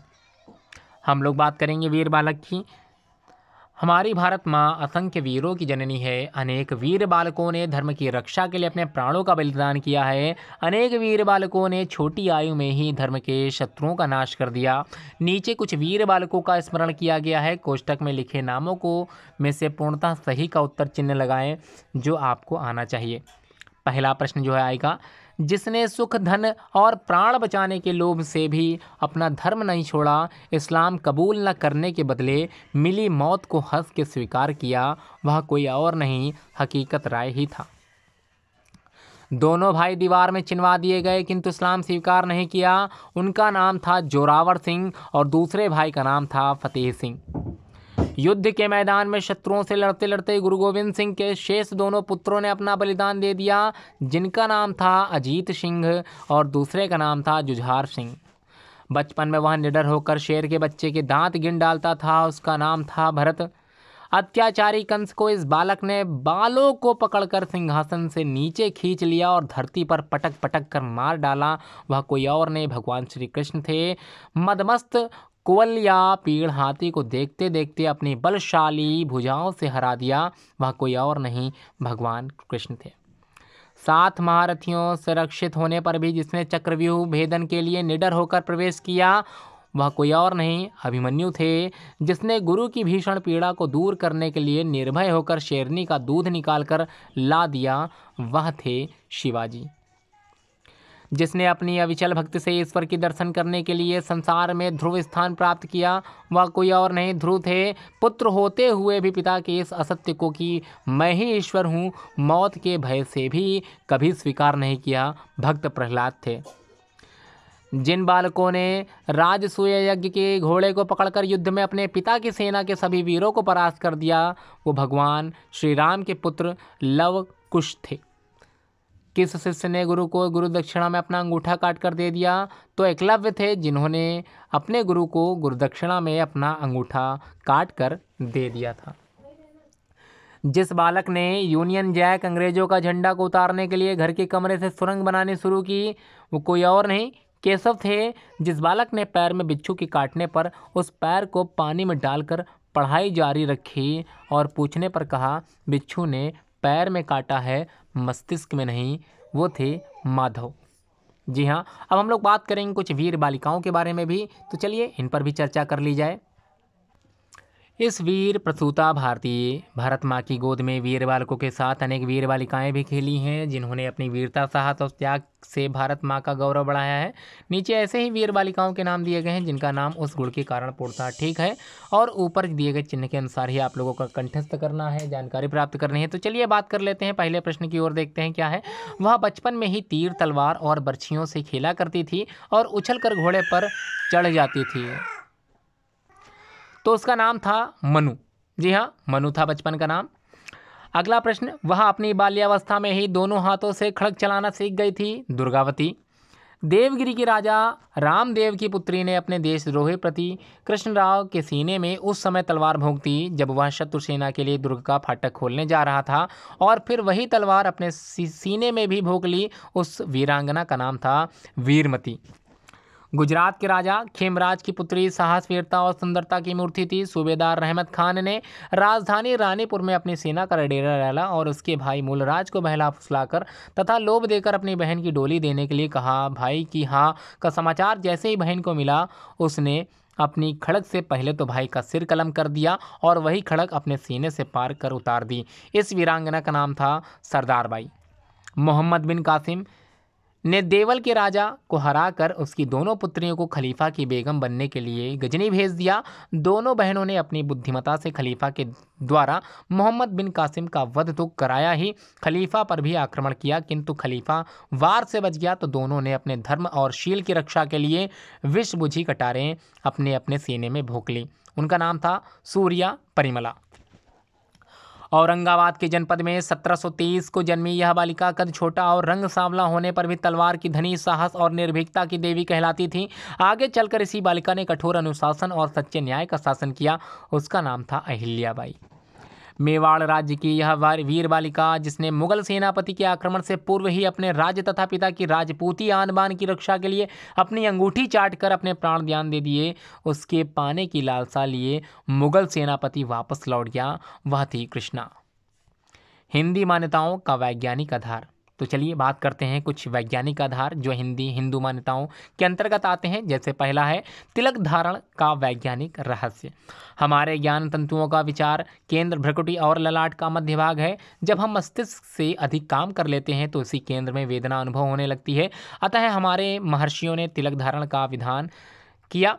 चंदन की महिमा सभी वैद्य हकीम डॉक्टर जानते हैं। मस्तिष्क के केंद्र बिंदु पर चंदन का तिलक ज्ञान तंतुओं को संयमित व सक्रिय रखता है। ऐसे जातक को कभी सिर दर्द नहीं रहता तथा उसकी मेधा शक्ति तेज रहती है। ऐसे जातक को कभी सिर दर्द नहीं रहता। कितनी अच्छी बात आप लोगों ने सीखी। अतः उसकी मेधा शक्ति भी तेज रहती है। इसके अतिरिक्त तिलक लगाना सम्मान का सूचक है। अपने यहाँ आए अतिथियों एवं जाने वाले अतिथियों का तिलक लगाकर सम्मान प्रकट किया जाता है। भारतीय परंपरा में कोई भी सम्मान तिलक के बिना अधूरा माना जाता है। यात्रा पर प्रस्थान करना हो, युद्ध में जाना हो, विदा करना हो, तो सभी प्रकार की शुभकामनाएं तिलक के माध्यम से प्रकट की जाती हैं। तिलक लगाने से मन में शांति, प्रसन्नता, उल्लास तथा सफलता का शुभ भाव प्रकट होता है। अब अपने अगले पाठ पर हम लोग चलेंगे जिसका नाम है संस्कारों की पावन परंपरा। तो चलिए शुरू करते हैं इस पाठ को भी। सांस्कृतिक पर्व एवं त्योहार। भारत में पर्व, उत्सव और त्योहारों का विशेष महत्व है। मान्यता यहाँ तक भी है कि हिंदू संस्कृति में प्रत्येक दिन एक उत्सव है। जीवन में उत्साह व उमंग की निरंतरता बनाए रखने के लिए भारतीय संस्कृति में पर्व, उत्सव और त्यौहार मनाने की व्यवस्था की गई है।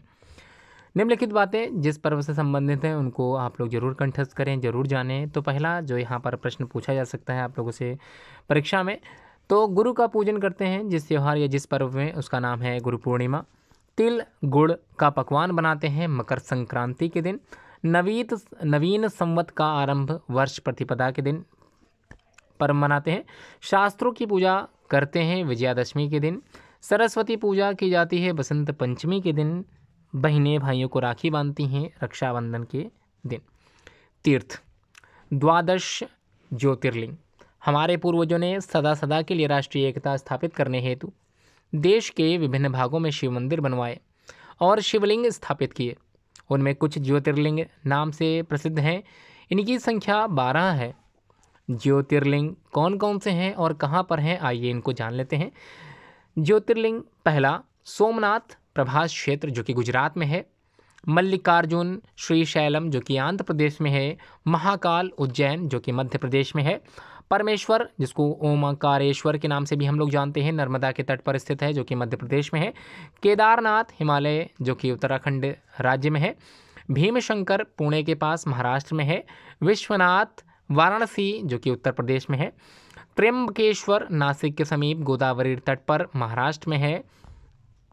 बैद्यनाथ देवघर झारखंड में है। नागेश्वर अथवा नागनाथ दारुकावन जो कि गुजरात में है। रामेश्वरम सेतुबंध के निकट तमिलनाडु में है। और घुश्मेश्वर जिसको घृष्णेश्वर भी हम लोग कहते हैं, देवगिरी महाराष्ट्र में है। द्वादश ज्योतिर्लिंगों का भौगोलिक, धार्मिक और राष्ट्रीय महत्व है। मथुरा की बात करें तो भगवान श्री कृष्ण की जन्मभूमि मथुरा सूर्यपुत्री यमुना के किनारे बसी है। यह भगवान की लीला भूमि है। पास ही वृंदावन है जहाँ अनेक मंदिर हैं जिनमें हजारों व्यक्ति दर्शन और ज्ञान प्राप्ति के लिए प्रतिदिन उपस्थित होते हैं। अयोध्या मध्य पूर्व उत्तर प्रदेश में पावन सरिनू तट के निकट पर स्थित भगवान राम की जन्मभूमि है। सूर्यवंशी राजाओं ने अयोध्या को अपनी राजधानी बनाया था। अयोध्या में अनेक मंदिर हैं जिनके दर्शनों के लिए लाखों स्त्री पुरुष भारत के विभिन्न भागों से प्रतिवर्ष यात्रा के लिए आते हैं। बात करते हैं गुफा मंदिर की, जैसे एलोरा का मंदिर। एलोरा गुफाओं में स्थित शिव मंदिर कैलाश सबसे विशाल और सुंदर है। इसके सभी भाग निर्दोष और कलापूर्ण हैं। इस मंदिर की ऊंचाई लगभग 100 फुट, लंबाई लगभग 142 फुट और चौड़ाई लगभग 62 फुट है। मंदिर से जुड़े हुए 3 प्रतिमा मंडप हैं जिनमें 42 पौराणिक दृश्य उत्कीर्ण हुए हैं। एक दृश्य में रावण कैलाश पर्वत को उठा रहा है। भयत्रष्ट पार्वती शिव के विशाल भुजदंड की शरण ले रही हैं और उनकी सखियां भाग रही हैं, किंतु शिव अडिग हैं और अपने चरण से कैलाश को दबाकर रावण के श्रम को निरर्थक बना रही हैं। मंदिर के एक बाहरी भाग में त्रिपुर दाह का विहंगम चित्रांकन है। मंदिर की दीप स्तंभ भी आकर्षक है। कैलाश मंदिर का निर्माण राष्ट्रकूट के राजा कृष्ण ने 760 से 885 ईस्वी में करवाया था। बात करते हैं कुछ सदग्रंथों की, धर्म ग्रंथों का परिचय के बारे में बात कर लेते हैं। जीवन को सत्य के पथ पर चलाने हेतु सदग्रंथों का अध्ययन तथा श्रवण आत्मोत्थान के लिए आवश्यक है। हमारा शरीर नश्वर है। इसके भीतर स्थित जीवात्मा परमेश्वर का ही एक अंश एवं स्वरूप है। आत्मा का वास संसार के प्रत्येक प्राणी में है। समाज ही ईश्वर का स्वरूप है। अपने में स्थित उस ईश्वर रूप आत्मा का दर्शन समाज में करना ही हमारा समाज धर्म है। समाज से प्रेम करना और उसकी सेवा करना ही ईश्वर से प्रेम और उसकी सेवा करना है। विशेष रूप से दरिद्र, पीड़ित, रोगी और दुखी मनुष्यों की सेवा करने से ईश्वर प्रसन्न होते हैं और दर्शन देते हैं। भगवान राम, कृष्ण, बुद्ध, महावीर और ईसा ने सदैव दीन दुखियों की सेवा की, उन्हें अपने गले लगाया। हम स्वयं में इन गुणों को विकास करें जिससे हमारे व्यवहार के द्वारा किसी को कष्ट ना हो, अपितु दूसरों को सुख और शांति प्राप्त हो। वास्तव में यही धर्म है। धर्म ग्रंथों से इसी प्रकार की शिक्षाएं हमें मिलती हैं। हमें सभी धर्म ग्रंथों का आदर करना चाहिए। निम्नलिखित प्रश्नों के उत्तर आप लोगों को याद होने चाहिए। पहला जो प्रश्न यहाँ पर दिया गया है, तो आपको गीता के उस श्लोक को लिखना है जिसमें पुनर्जन्म की तुलना पुराने वस्त्रों को छोड़कर नए वस्त्र धारण करने के लिए बताई गई है। पुनर्जन्म दूसरा शरीर धारण करने से की गई है। तो उसको मैं बता देता हूँ, आप लोग इसको कंठस्थ करें। वासांस जीर्वाणि यथा विहाय नवानि गृह्णाति नरो अपराणि तथा शरीराणि विहाय जीर्णान्यानि संयाति नवानि देहि जो कि अध्याय 2 22वां श्लोक ये दिया गया है। नीचे लिखे धर्म ग्रंथ से किस धर्म या मत से संबंधित है, इसको भी जरूर बताएं। रामायण जो संबंधित है हिंदू धर्म से, महाभारत भी हिंदू धर्म से संबंधित है, श्री गुरु ग्रंथ साहिब सिख धर्म से संबंधित है, बाइबल जो कि ईसाइयों से संबंधित है, कुरान इस्लाम से संबंधित है, अवेस्ता पारसी धर्म से संबंधित है। नीचे लिखे ग्रंथों के रचयिताओं के नाम आप लोगों को बताने हैं। पहला महाभारत जो कि महर्षि वेदव्यास द्वारा रचित है, रामायण महर्षि वाल्मीकि द्वारा रचित है, गीता महर्षि वेदव्यास और रामचरितमानस गोस्वामी तुलसीदास द्वारा रचित है। नीचे लिखे ग्रंथों का संबंध किस महापुरुषों के साथ जोड़ा जाता है, इसको भी आप लोगों को पता होना चाहिए। रामायण भगवान राम से संबंधित है, गीता भगवान कृष्ण से संबंधित है, बाइबल ईसा मसीह से संबंधित है और कुरान पैगंबर मोहम्मद साहब से संबंधित है। चारों वेदों के बारे में आप लोगों को जानकारी है, फिर भी मैं बता देता हूँ। चार वेदों के नाम ऋग्वेद, यजुर्वेद, सामवेद और अथर्ववेद। श्रीमद् भगवत गीता में कुल कितने अध्याय एवं श्लोक हैं, तो 18 अध्याय और 700 श्लोक हैं। मुख्य उपनिषदों की संख्या 11 है। मनु द्वारा बताए धर्म के 10 लक्षण लिखिए, तो उसको एक श्लोक के माध्यम से आप लोग समझा सकते हैं। घृति क्षमा दमो अस्तेयम शौचमिंद्रिय निग्रह धीर्या सत्यम क्राधो क्रोधो दशकम धर्म लक्षणम। मनुस्मृति में 6 से लेके 12वें श्लोक में ये दिया गया है, इसको जरूर कंठस्थ करें। जिसमें बताया गया है पहला धैर्य धारण करना, दूसरा क्षमाशील होना, तीसरा है दुष्प्रवृत्तियों का दमन, चौथा है चोरी न करना, पांचवा है पवित्र होना, छठा इंद्रियों को काबू में रखना, सातवां बुद्धिमान होना और आठवां विद्यावान होना, नवा है सत्यवादी होना और 10वां क्रोध ना करना। धर्म के ये 10 लक्षण बतलाए गए हैं, इसको भी आप लोग जरूर अपने जीवन में शामिल करें। रामचरितमानस इसको भी जरूर याद करें। दोहा जो कि यहाँ पर दिया गया है, विनय न मानत जलधि ही उड़ जड़ गए, 3 दिन बीत बोले राम थकोप तब भय बिन होई न प्रीत। इधर 3 दिन बीत गए हैं किंतु जड़ समुद्र विनय नहीं मानता, तब श्री राम जी क्रोध सहित बोले बिना भय के प्रीत नहीं होती। लक्ष्मण बाण सरासन आनु, 100 बारिधि बिसिक कृसानु, 60 सन विनय कुटिल सन प्रीति, सहज कृपन सन सुंदर नीति। हे लक्ष्मण धनुष बाण चलाओ, हे लक्ष्मण धनुष बाण लाओ, मैं अग्नि बाण से समुद्र को सोख डालूंगा। मूर्ख से विनय, कुटिल के साथ प्रीति, स्वाभाविक ही कंजूस से सुंदर नीति उदारता का उपदेश दिया था भगवान श्री राम ने। ममता रत सन ज्ञान कहानी, अतिलोभी सन बिरत बिखानी, क्रोध ही समकामी ही हरि कथा, ऊसर बीज बये फल जथा। ममता में फंसे हुए मनुष्य से ज्ञान की कथा, अत्यंत लोभी से वैराग्य का वर्णन, क्रोधी से शांति की बात और कामी से भगवान की कथा, इनका वैसे ही फल होता है जैसे ऊसर में बीज बोने से होता है। अस कहे रघुपति चाप चढ़ावा, यह मत लक्ष्मण के मन भावा, संथा नेव प्रभु बिसिक कराला, उठी दूधधि उर अंतर ज्वाला। ऐसा कहकर श्री रघुनाथ जी ने धनुष चढ़ाया। यह मत लक्ष्मण जी के मन को बहुत अच्छा लगा। प्रभु ने भयानक अग्निबाण से संधान किया, जिससे समुद्र के हृदय के अंदर अग्नि की ज्वाला उठी। मकर उरग झस गन अकुलाने, जरत जंतु जल निधि सब जब जाने, कनक थार भरी मणि गन नाना, विप्र रूप आयु तजिमाना। मगर सांप तथा मछलियों के समूह व्याकुल हो गए। जब समुद्र ने जीवों को जलते जाना, तब सोने ने थाल में अनेक मणियों रत्नों को भरकर अभिमान छोड़कर वह ब्राह्मण के रूप में आया। आटे ही पई कदरी फरई, कोटि जतन को सींच, विनय न मान खगेश सुनु, डांटे ही पई नवनीच। काकभुषुंडी जी कहते हैं, हे गरुड़ जी सुनिए, चाहे कोई करोड़ों उपाय करके सींचे, पर केला तो काटने पर ही फलता है। नीच विनय से नहीं मानता, वह डांटने पर ही झुकता है। सभय सिंधु गहि पद प्रभु केरे, क्षमहु नाथ सब अवगुण मेरे। गगन समीर अनल जल धरनी, इन्ह कई नाथ सहज जड़ करनी। समुद्र ने भयभीत होकर प्रभु के चरण पकड़ लिए। हे नाथ मेरे सब अवगुण दोष क्षमा कीजिए। हे नाथ आकाश वायु अग्नि जल और पृथ्वी, इन सबकी करनी स्वभाव से ही जड़ है। तब प्रेरित माया उपजाए, सृष्टि हेतु सब ग्रंथनि गाए। प्रभु आयस जहि कह जस आहाई, सो तहि भांति रहे सुख लहाई। आपकी प्रेरणा से माया ने इन्हें इष्ट सृष्टि के लिए उत्पन्न किया है। सब ग्रंथों ने यही गाया है, जिसके लिए स्वामी की जैसी आज्ञा है। तब प्रेरित माया उपजाए, सृष्टि हेतु सब ग्रंथिन गाए। प्रभु आयस जहि कह जस आहाई, सो तहि भांति रहे सुख लहाई। आपकी प्रेरणा से माया ने इन्हें सृष्टि के लिए उत्पन्न किया है। सब ग्रंथों ने यही गाया है, जिसके लिए स्वामी की जैसी आज्ञा है वह उसी प्रकार से रहने में सुख पाता है। अब हम लोग बात करेंगे श्रीमद् भगवत गीता के बारे में। अखिल विश्व में गीता मानव को श्रेष्ठ जीवन की प्रेरणा देने वाला एवं पथ प्रदर्शन करने वाला ग्रंथ है। अध्याय 10 में भगवान श्री कृष्ण अपनी विभूतियों का वर्णन करते हैं। अहमात्मा गुडाकेश सर्वभूताशय स्थितः अहमादिश्च मध्यम च भूतनां मंत एव च। हे अर्जुन, मैं सब भूतों के हृदय में स्थित सबका आत्मा हूँ तथा संपूर्ण भूतों का आदि, मध्य और अंत भी मैं ही हूँ। आदित्यानामहं विष्णु ज्योतिर्षां रविरंशुमान् मरीचिर्मरुतामस्मि नक्षत्राणामहं शशि। मैं अदिति के 12 पुत्रों में विष्णु और ज्योतियों में किरणों वाला सूर्य हूँ तथा मैं 49 वायु देवताओं का तेज और नक्षत्रों का अधिपति चंद्रमा हूँ।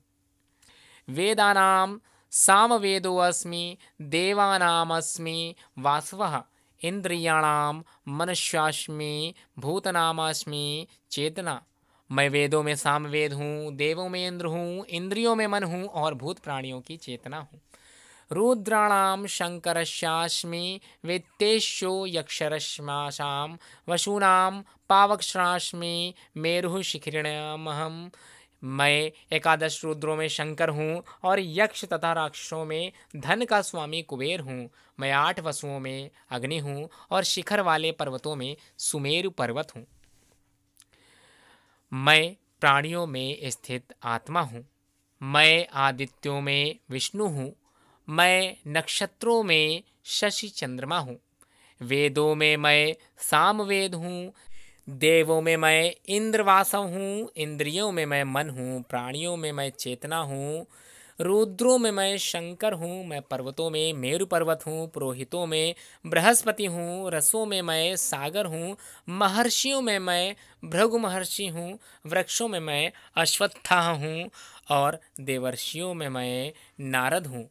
सिद्ध पुरुषों में मैं कपिल मुनि हूँ, हाथियों में मैं ऐरावत हूँ, नरों में मैं राजा हूँ, आयुधों में मैं वज्र हूँ, सर्पों में मैं वासुकी हूँ, नागों में मैं अनंतनाग हूँ, दैत्यों में मैं प्रहलाद हूँ, मृगों में पशुओं में मैं मृगेंद्र सिंह हूँ, पक्षियों में मैं वैनतेव या गरुड़ हूँ, आयुध शस्त्रधारियों में मैं राम हूँ। मछलियों में मैं मकर हूँ, नदियों में मैं जानवी अर्थात गंगा हूँ, विद्याओं में मैं अध्यात्म विद्या हूँ, अक्षरों में मैं आकार हूँ, समासों में मैं द्वंद्व हूँ, मैं प्राण हरण करने वाला मृत्यु हूँ, नारियों में मैं कीर्ति श्री शोभा वाकवाणी हूँ, स्मृति मेधाग्रति और क्षमा हूँ। छंदों में मैं गायत्री हूँ, ऋतुओं में मैं कुसुमकाकर हूँ, वसंत हूँ, यादवों में मैं वासुदेव श्री कृष्ण हूँ, पांडवों में मैं धनंजय हूँ, मुनियों में मैं व्यास हूँ, कवियों में मैं शुक्राचार्य हूँ, गोपनीय में मैं मौन हूँ, वेदों में मैं सामवेद हूँ, आकाश में मैं शब्द ध्वनि हूँ, पुरुषों में मैं पुरुषत्व हूँ, मैं संपूर्ण भूतों का आदि मध्य और अंत हूँ, महीनों में मैं मार्गशीर्ष हूँ, मैं ज्योतिर्लिंगों में किरणों वाला सूर्य हूँ। विभूति योग के अंत में भगवान ने क्या कहा है? मैं संपूर्ण जगत को एक अंश मात्र से धारण करके स्थित हूँ। अब हम लोग बात करेंगे संतवाणी दोहावली की, जिसमें कुछ दोहे यहाँ पर प्रस्तुत किए गए हैं, उनको भी आप लोग स्मरण कीजिए। विद्या धन उद्यम बिना कहो जो पावे कौन, बिना डुलाए ना मिले ज्यों पंखा की पौन। सबय सहायक सबल के को न निबल सहाय, पवन जगावत आग को दीप ही देत बुझाए। कही रहीम संपति सगे बनत बहुत बहुरीत, विपति कसौटी जे कसे ते ही साचे मीत। एक साधे सब सधे सब साधे सब जाय, रहीमन मूल ही सींचिबो फूले फले अघाय। कबीरा संगत साधु की हरे और की व्याधि, संगत बुरी असाधु की आठों पहर उपाधि। जाति न पूछो साधु की पूछ लीजिए ज्ञान, मोल करो तलवार का पड़ी रहन दो म्यान। सोना सज्जन साधुजन टूट जुरे सो बार, दुर्जन कुंभ कुम्हार कए कए धका दरार। तिनका कबहु न निंदिए जो पायन तह हो तर होए। कबहु उड़ी आखिन परे पीर घनेरी होए। तुलसी संत सुअम्ब तरु फूल फलई पर होत। इत तय वे पाहन हनय उत तय वे फल देत। मेरी भव बाधा हरो राधा नागर सोई। जातन की झाई परे श्याम हरित दुति होए। अब हम लोग बात कर लेते हैं कुछ संख्या से जुड़े शब्दों की। तो एक के लिए हम लोग ब्रह्म शब्द का इस्तेमाल करते हैं। दो पक्ष कृष्ण पक्ष और शुक्ल पक्ष होते हैं। तीन गुण सत्वगुण रजोगुण तमोगुण होते हैं।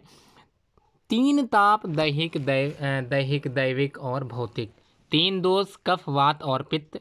तीन ऋण पितृ ऋण ऋषि ऋण और देव ऋण। तीन लोक पृथ्वी आकाश और पाताल। चार आश्रम ब्रह्मचर्य गृहस्थ वानप्रस्थ और संन्यास। चार धाम बद्रीनाथ जगन्नाथपुरी रामेश्वरम और द्वारकापुरी। चार युग सतयुग त्रेता युग द्वापर युग कलयुग। चार पुरुषार्थ धर्म अर्थ काम और मोक्ष। चार वेद ऋग्वेद यजुर्वेद सामवेद अथर्ववेद। पांच अमृत पंचामृत दूध दही घी शक्कर शहद। पंचतत्व आकाश वायु अग्नि जल पृथ्वी। पंचयज्ञ ब्रह्मयज्ञ देवयज्ञ पितृयज्ञ अतिथि यज्ञ भूत यज्ञ बलिवैश्व देव। पांच ज्ञानेंद्रियां आँख नाक कान जिह्वा और त्वचा। पंचकोश अन्नमय कोश प्राणमय कोश मनोमय कोश विज्ञानमय कोश और आनंदमय कोश। छह ऋतुएं बसंत ऋतु ग्रीष्म ऋतु वर्षा ऋतु शरद ऋतु हेमंत ऋतु शिशिर ऋतु। छह वेदांग शिक्षा कल्प व्याकरण निरुक्त छंद ज्योतिष। छह दर्शन वैशेषिक सांख्य योग न्याय मीमांसा वेदांत। छह शत्रु काम क्रोध मद लोभ मोह मत्सर। सात स्वर षडज ऋषभ गांधार मध्यम पंचम धैवत निषाद। सप्तऋषि अत्रि कश्यप गौतम जमदग्नि विश्वामित्र वशिष्ठ भारद्वाज। आठ धातुएं सोना चांदी रांगा तांबा जस्ता सीसा लोहा पारा। अष्ट सिद्धि अणिमा महिमा लघिमा गरिमा प्राप्ति प्राकाम्य ईश्वत्व वशित्व। अष्टांग योग यम नियम आसन प्राणायाम प्रत्याहार धारणा ध्यान समाधि। नवरत्न हीरा माणिक्य पन्ना मोती गोमेद मूंगा लहसुनिया पुखराज और नीलम। 10 अवतार मत्स्य कूर्म वाराह नृसिंह वामन परशुराम राम कृष्ण बुद्ध कल्कि। एकादश रुद्र अज एकपाद अहिर्बुद्धन्य पिनाकी अपराजित त्र्यंबक महेश्वर वृषाकपि शंभु हरण। 12 मास चैत्र वैशाख ज्येष्ठ आषाढ़ श्रावण भाद्रपद आश्विन कार्तिक मार्गशीर्ष पौष माघ फागुन। 12 राशियाँ मेष वृषभ मिथुन कर्क सिंह कन्या तुला वृश्चिक धनु मकर कुंभ मीन। भारतीय वेश प्रतीक के बारे में भी आइए चर्चा कर लेते हैं। हमारी संस्कृति के अभिन्न अंग के रूप में भारतीय वेश प्रतीक रहा है। आज का शिक्षित वर्ग अज्ञान के कारण इन सब चिन्हों का परिहास करता है। हम उन्हें पाश्चात्य विचारधारा से प्रभावित होने से बचाएं। सबसे पहले यहाँ जो बात बताई जा रही है आप लोगों को, तिलक लगाने की परिपाटी हिंदू समाज में अनादिकाल से है। तिलक शोभा निष्ठा श्रृंगार एवं विभूति का प्रतीक है। आज्ञा चक्र को बाह्य विद्युत तरंगों से बचाता है। माला हमारे गले में पड़कर हृदय पर पवित्र प्रभाव डालती है। यह रुद्राक्ष तुलसी स्फटिक पद्मकाष्ठ कमलगट्टा शंख व सूत की हो सकती है। रक्त प्रवाह को नियंत्रित भी करती है। दंड हिंदू संस्कृति में सन्यासी व अन्य के लिए दंड धारण करने से उसे कर्म के न्यास का प्रतीक माना जाता है। गैरिक वस्त्र वैराग्य का प्रतीक है। इस रंग में वैज्ञानिक व रासायनिक गुण है। यह हमें त्याग व बलिदान की ओर प्रेरित करता है।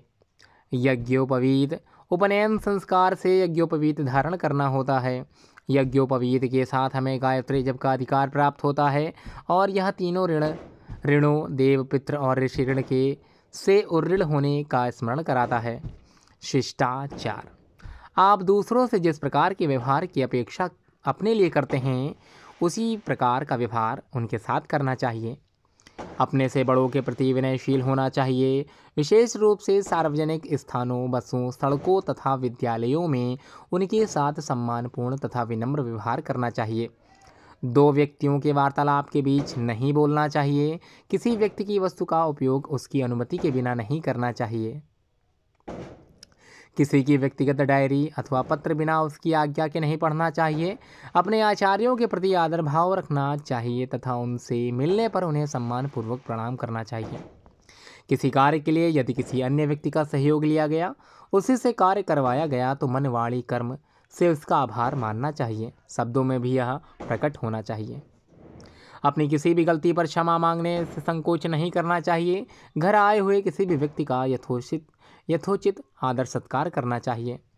वृद्ध व्यक्तियों, छोटे बच्चों, महिलाओं, दुर्बल तथा बीमार लोगों का विशेष ध्यान रखना चाहिए। बस में या रेलगाड़ी में उन्हें बैठने का स्थान देना तथा सड़कों पर उनके लिए मार्ग देना शिष्टाचार के लक्षण होते हैं। 16 संस्कारों को भी आइए जानते हैं। गर्भाधान, पुंसवन, सीमंतोन्नयन, जातकर्म, नामकरण, निष्क्रमण, अन्नप्राशन, चूड़ाकर्म अर्थात मुंडन, कर्णवेद, उपनयन, वेदारंभ, समावर्तन, विवाह, वानप्रस्थ, संन्यास, अंत्येष्टि संस्कार। निष्क्रमण की बात कर लेते हैं। नवजात शिशु को प्रथम बार घर से बाहर ले जाने को निष्क्रमण संस्कार कहते हैं। सूर्य के दर्शन कराए जाते हैं और बालक के शतायु होने की प्रार्थना की जाती है। त्वम जीव शरदः शतम वर्धमानः। अन्नप्राशन। छठे मास में अन्नप्राशन संस्कार करना चाहिए। सर्वप्रथम इस संस्कार के समय बालक को अन्न खिलाया जाता है। बालक के दांत इस समय निकलने आरंभ हो जाते हैं। यज्ञादि के पश्चात घी, चावल, खीर, दही तथा शहद मिश्रित भोजन बालक को खिलाने का विधान है।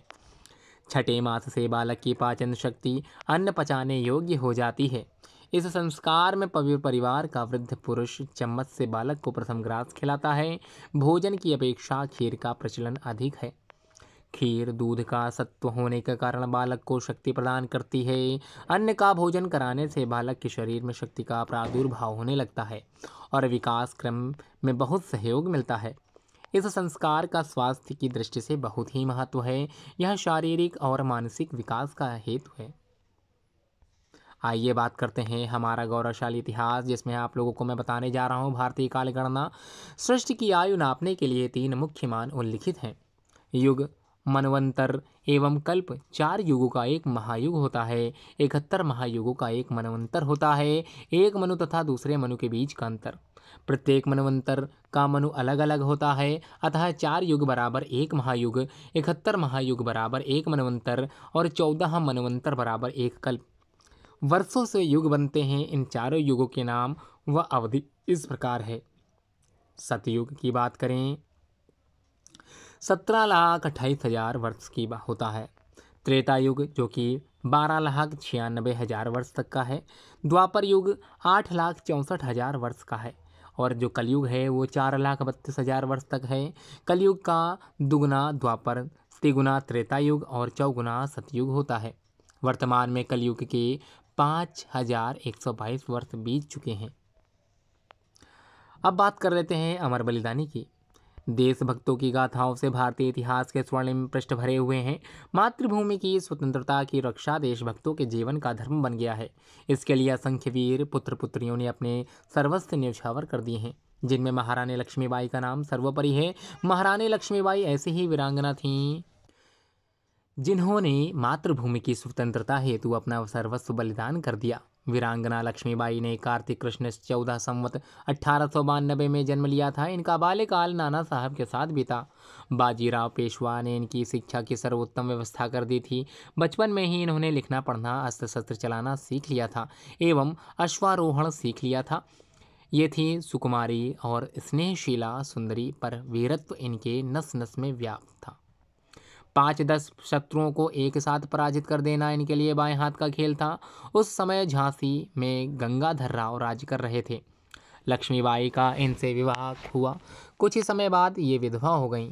उस समय इनका जीवन संयम, नियम एवं भगवत भोज भजन तथा पूजा पाठ में बीतने लगा। कुछ दिनों बाद अपने दत्तक पुत्र दामोदर राव का इन्होंने धूमधाम से उपनयन संस्कार किया। इनके दत्तक पुत्र के लिए जमा 7 लाख रुपयों में से अंग्रेज सरकार न केवल 1 लाख रुपए देना ही स्वीकार किया। राज्य हड़प लेने का अंग्रेजों का यह कुचक्र था। लक्ष्मीबाई इसे नहीं सह सकी। रानी युद्ध क्षेत्र में उतर पड़ी।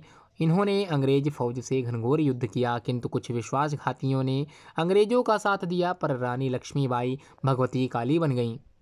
इनकी तोपों के गोलों से शत्रु के प्राण समाप्त होने लगे। पतंगों की भांति जलती मरती अंग्रेज फौज झांसी के किले में प्रवेश करने पर राख के सिवा कुछ नहीं पा सकी। रानी सुरक्षित निकल गई थी और इन्हीं की सहायता से नाना साहब ने ग्वालियर पर अधिकार कर लिया था। रत्न जटित कृपाण कटित में कसे रानी ने कर्नल स्मिथ का सामना किया। अंग्रेजों के सैनिक रानी के रूप और रण कौशल को देखकर चकित थे।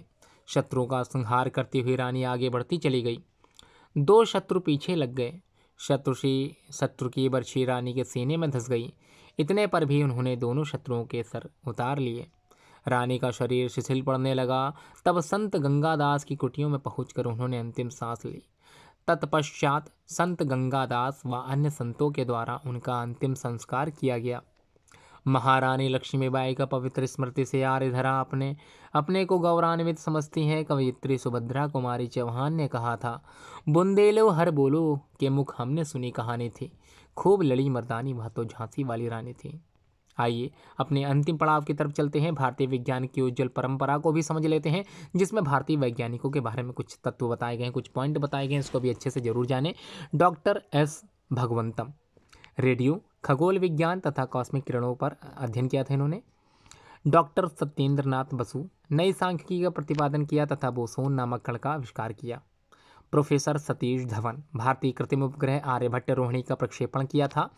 प्रोफेसर श्याम सुंदर जोशी विद्युत क्षेत्र में नाइट्रोजन की भौतिकी एवं रासायनिक क्रियाओं की खोज की थी। डॉक्टर एपीजे अब्दुल कलाम प्रक्षेपास्त्रों के विकास के महत्वपूर्ण योगदान के रूप में जाने जाते हैं। पद्म विभूषण और भारत रत्न से सम्मानित थे। ये 25 जुलाई 2002 से 25 जुलाई 2007 तक भारत के 14वें राष्ट्रपति भी बने। आयुर्वेद की बात करें, प्रश्न जो आपसे पूछा जा सकता है, एक स्वस्थ शरीर के त्रिदोष के क्या कार्य हैं? वात, पित्त व कफ शरीर से संतुलित अवस्था में रहकर शरीर का धारण पोषण करते हैं तथा सम मात्रा से कम या अधिक होने पर भी रोग उत्पन्न करते हैं।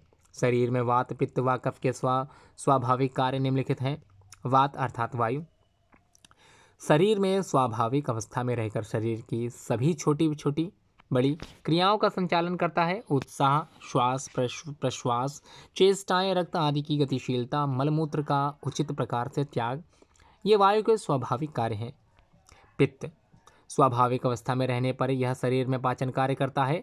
शरीर का तेज, दृष्टि, मेधिया, उष्णता, भूख लगना, प्यास लगना आदि कार्य करता है। कफ शरीर में स्वाभाविक अवस्था में रहकर शरीर की स्निग्ध रखता है, शरीर में संधियों को जोड़े रखता है, स्थिर रखता है, शरीर में भार उत्पन्न करता है, बल देता है, मन में क्षमा, धृति और अलोभी गुण उत्पन्न करता है। पर्यावरण भारतीय संस्कृति में पर्यावरण के प्रति चेतना आदिकाल से हो रही है। यही कारण है कि हिंदू समाज में कुछ वृक्ष नित्य या विभिन्न अवसरों पर पूजित होते हैं। उन्हें विभिन्न देवताओं का प्रतीक माना जाता है। इन वृक्षों की पूजा हमें क्यों करनी चाहिए, आइए जानते हैं। पीपल ब्रह्मा का घोतक है। इसकी पूजा प्रत्येक शनिवार को होती है। 24 घंटे ऑक्सीजन उत्पन्न करके वायुमंडल को शुद्ध रखता है। इसके फल, छाल, दूध सभी औषधि के काम आते हैं। कमर दर्शनाशक, पत्ते उबालकर पीने से वमन शांति और जड़ वीर्यवर्धक है। फल स्मृतिवर्धक है। आंवला संसार में सर्वाधिक विटामिन सी का भंडार है। शरीर के सभी तत्वों को पुष्ट करने के कारण यह रसायन है, इसलिए च्यवनप्राश नामक औषधि का आधार यही है। आँखों को भी शांति देता है। त्रिफला, हरण, बहेड़ा आंवला का मुख्य अंग है, जो रोगनाशक भी है और पौष्टिक भी। तुलसी सर्दी, ज्वर, मलेरिया, कान का दर्द कफनाशक है, विष्णु की पूजा में अनिवार्य है, बिना इसके भोग नहीं लगता, प्राचीन काल से अति पवित्र मानी जाती है। वट, इसकी पूजा महिलाएं अपने पति की कुशल क्षेम हेतु करती हैं। छायादार वृक्षों में सर्वश्रेष्ठ है। वट का दूध ब्रह्मचर्य की रक्षा करने वाला है और पुष्टिकारक है। प्रश्नोत्तर। विक्रमादित्य के नवरत्नों में से एक विख्यात ज्योतिषी, महान गणितज्ञ एवं दार्शनिक थे। उनका नाम था वाराहमिहिर, जिन्होंने सोने के महत्व पर प्रकाश डाला, बीजगणित एवं त्रिकोणमिति प्रारंभ किया तथा पृथ्वी की परिक्रमा के सिद्धांत की रचना की। उनका नाम था आर्यभट्ट। अमेरिकी नागरिकता प्राप्त भारतीय वैज्ञानिक का नाम लिखें जिन्होंने जीन संश्लेषण में नोबेल पुरस्कार प्राप्त किया था। उनका नाम था डॉक्टर हरगोविंद खुराना। विश्व रचना विज्ञान अथवा सांख्य शास्त्र के प्रवर्तक माने जाते हैं। उनका नाम महर्षि कपिल था। स्वदेशी तकनीक से बने पायलट रहित भारतीय विमान का नाम लक्ष्य है। गाय का दूध पीला और भैंस का दूध श्वेत क्यों होता है, आइए जानते हैं इस पर भी। आयुर्वेद के अनुसार देसी गाय के स्कंद भाग से सूर्य नाड़ी स्थित होती है, जिसके कारण स्वर्ण तत्व निर्मित होकर दूध में मिलता है। इससे दूध का रंग पीला होता है। दूध का श्वेत रंग प्रेनिलंबित वसा में कैल्शियम फास्फेट और कैसिनेट की उपस्थिति से तथा क्रीम जैसा रंग विसर्जित अवस्था में कैरोटीन व जलीय अवस्था में राइबोफ्लोविन के कारण होता है। गाय के दूध में पीला वर्णक बीटा कैरोटीन की अधिक मात्रा के कारण यह पीला दिखाई देता है। भैंस के दूध में श्वेत रंग का कैल्शियम अधिक मात्रा में पाया जाता है। बात करते हैं मित्रवर्णु शक्ति विद्युत की। प्राचीन भारत के विज्ञान को देन जो है इलेक्ट्रिक सेल की बात करते हैं। अगस्त्य ऋषि ने इसके बनाने में प्रयुक्त पदार्थ बताए हैं। यह वर्णन अगस्त्य संहिता में स्थित है। निर्मित है मिट्टी का पात्र, त्रामपट्टिका, कॉपर शीट, शिखाग्रीवा, मोर की गर्दन के रंग जैसा पदार्थ अर्थात कॉपर सल्फेट। गीली लकड़ी का बुरादा, पात्र में ताम्र पट्टिका डालें तथा कॉपर सल्फेट डालें, फिर गीला लकड़ी का बुरादा लगाएं, ऊपर पारा तथा डस्ट लोस्ट जिसको जिंक कहते हैं वो भी डालें, फिर तारों को मिलाने पर मित्रावरण शक्ति विद्युत का निर्माण होगा। इस प्रयोग को करने पर खुले सर्किट में 1.38 का वोल्टेज था। यह आपको बहुत ही पहले बताया जा चुका है। बाद में विद्युत की खोज हुई। सामान्य ज्ञान पाठ 6 है और पाठ 7 जो कि हमारे राष्ट्र नायक है। कोरोना काल के कारण उपरोक्त दोनों ही अध्यायों में से सत्र 2020, 21, 22 में कोई भी प्रश्न पूछा नहीं जाएगा, अतः इन्हें हटा दिया गया है। प्रश्न पत्र का स्वरूप, ब्लूप्रिंट, आइए इसको भी जान लेते हैं। पूर्णांक 100 नंबर का कैसे किस प्रकार से आप लोगों को प्रश्न पत्र मिलने वाला है। शीर्षक दिया गया है। शीर्षक मातृभूमि भारत से संबंधित 16 अंक के प्रश्न आप लोगों से पूछे जाएंगे। वसुधैव कुटुंबकम 16 प्रश्न के अंक या फिर 16 अंकों के प्रश्न आप लोगों से पूछे जाएंगे। संस्कारों की पावन परंपरा भी 16 अंकों की आएगी। हमारा गौरवशाली इतिहास भी 10 अंक का आएगा। भारतीय विज्ञान की उज्ज्वल परंपरा से संबंधित प्रश्न जो होंगे वो 12 अंकों के होंगे। सामान्य ज्ञान और हमारे राष्ट्र नायक हालांकि आपके पाठ से हटा दिए गए हैं। 16 अंक और 14 अंक निर्मित थे इसके, तो कुल मिला के 100 अंक इस प्रकार से निर्धारित होते हैं। आलोक आवश्यकता अनुसार स्वविवेक से 2 अंक किसी भी इकाई में कम या अधिक किया जा सकता है। प्रश्न क्रमानुसार अंक विभाजन का स्वरूप देख लेते हैं। प्रश्नों के प्रकार किस प्रकार से होंगे। रिक्त स्थानों की पूर्ति करने के लिए, सही जोड़ी बनाने करने के लिए, सत्य असत्य एवं असंगत भ्रमात्मक और निर्णय बताइए शब्द हो सकते हैं, या कथन किसने कहा ये भी संबंधित हो सकते हैं। काव्यांश की पूर्ति करने के लिए भी आ सकते हैं। सुभाषित का अर्थ बताने के लिए भी आपसे प्रश्न पूछा जा सकता है। सुभाषित गीत का अंश कोई भी 2 सुभाषित व गीत के 2 चरण हो सकते हैं। भावार्थ आधारित श्लोक, कविता, एक श्लोक एक काव्यांश पर 2-2 अंक दिए जा सकते हैं। एक शब्द से उत्तर देने के लिए भी आप लोगों के सामने मल्टीपल चॉइस के क्वेश्चंस हो सकते हैं। एक वाक्य में उत्तर दीजिए भी से संबंधित क्वेश्चन होंगे। कारण बताइए से संबंधित होंगे। प्रसिद्धता लिखिए, अंतर बताइए। संक्षिप्त टिप्पणी लिखिए। दीर्घ उत्तरी प्रश्न 15 से 20 शब्दों के उत्तर लिखने के लिए भी आ सकते हैं। निबंधात्मक प्रश्न किसी घटना, कहानी, प्रेरक प्रसंग, महापुरुषों का जीवन अथवा प्रांत का वर्णन अधिकतम 50 शब्दों में लिखने के लिए आप लोगों से पूछे जा सकते हैं। इसलिए उम्मीद करता हूँ आप लोगों को प्रश्न का प्रारूप समझ में आ गया होगा। इसी तरह से आप लोगों को उत्तर अपने जो है उसी निर्दिष्ट पुस्तिका में देना पड़ेगा आप लोगों को। उम्मीद करता हूँ आज का वीडियो आप लोगों को अच्छा लगा होगा। बोधमाला 8 आप लोगों के लिए बना दी गई है। कई स्टूडेंट ने, विशेष तौर पर कई स्टूडेंट जो विद्या भारती से रिलेटेड विद्यालय में पढ़ रहे थे, उन्होंने कहा था वीडियो बनाने के लिए। उम्मीद करता हूँ वो सभी वीडियो अच्छे से देखे होंगे, समझे होंगे। धन्यवाद।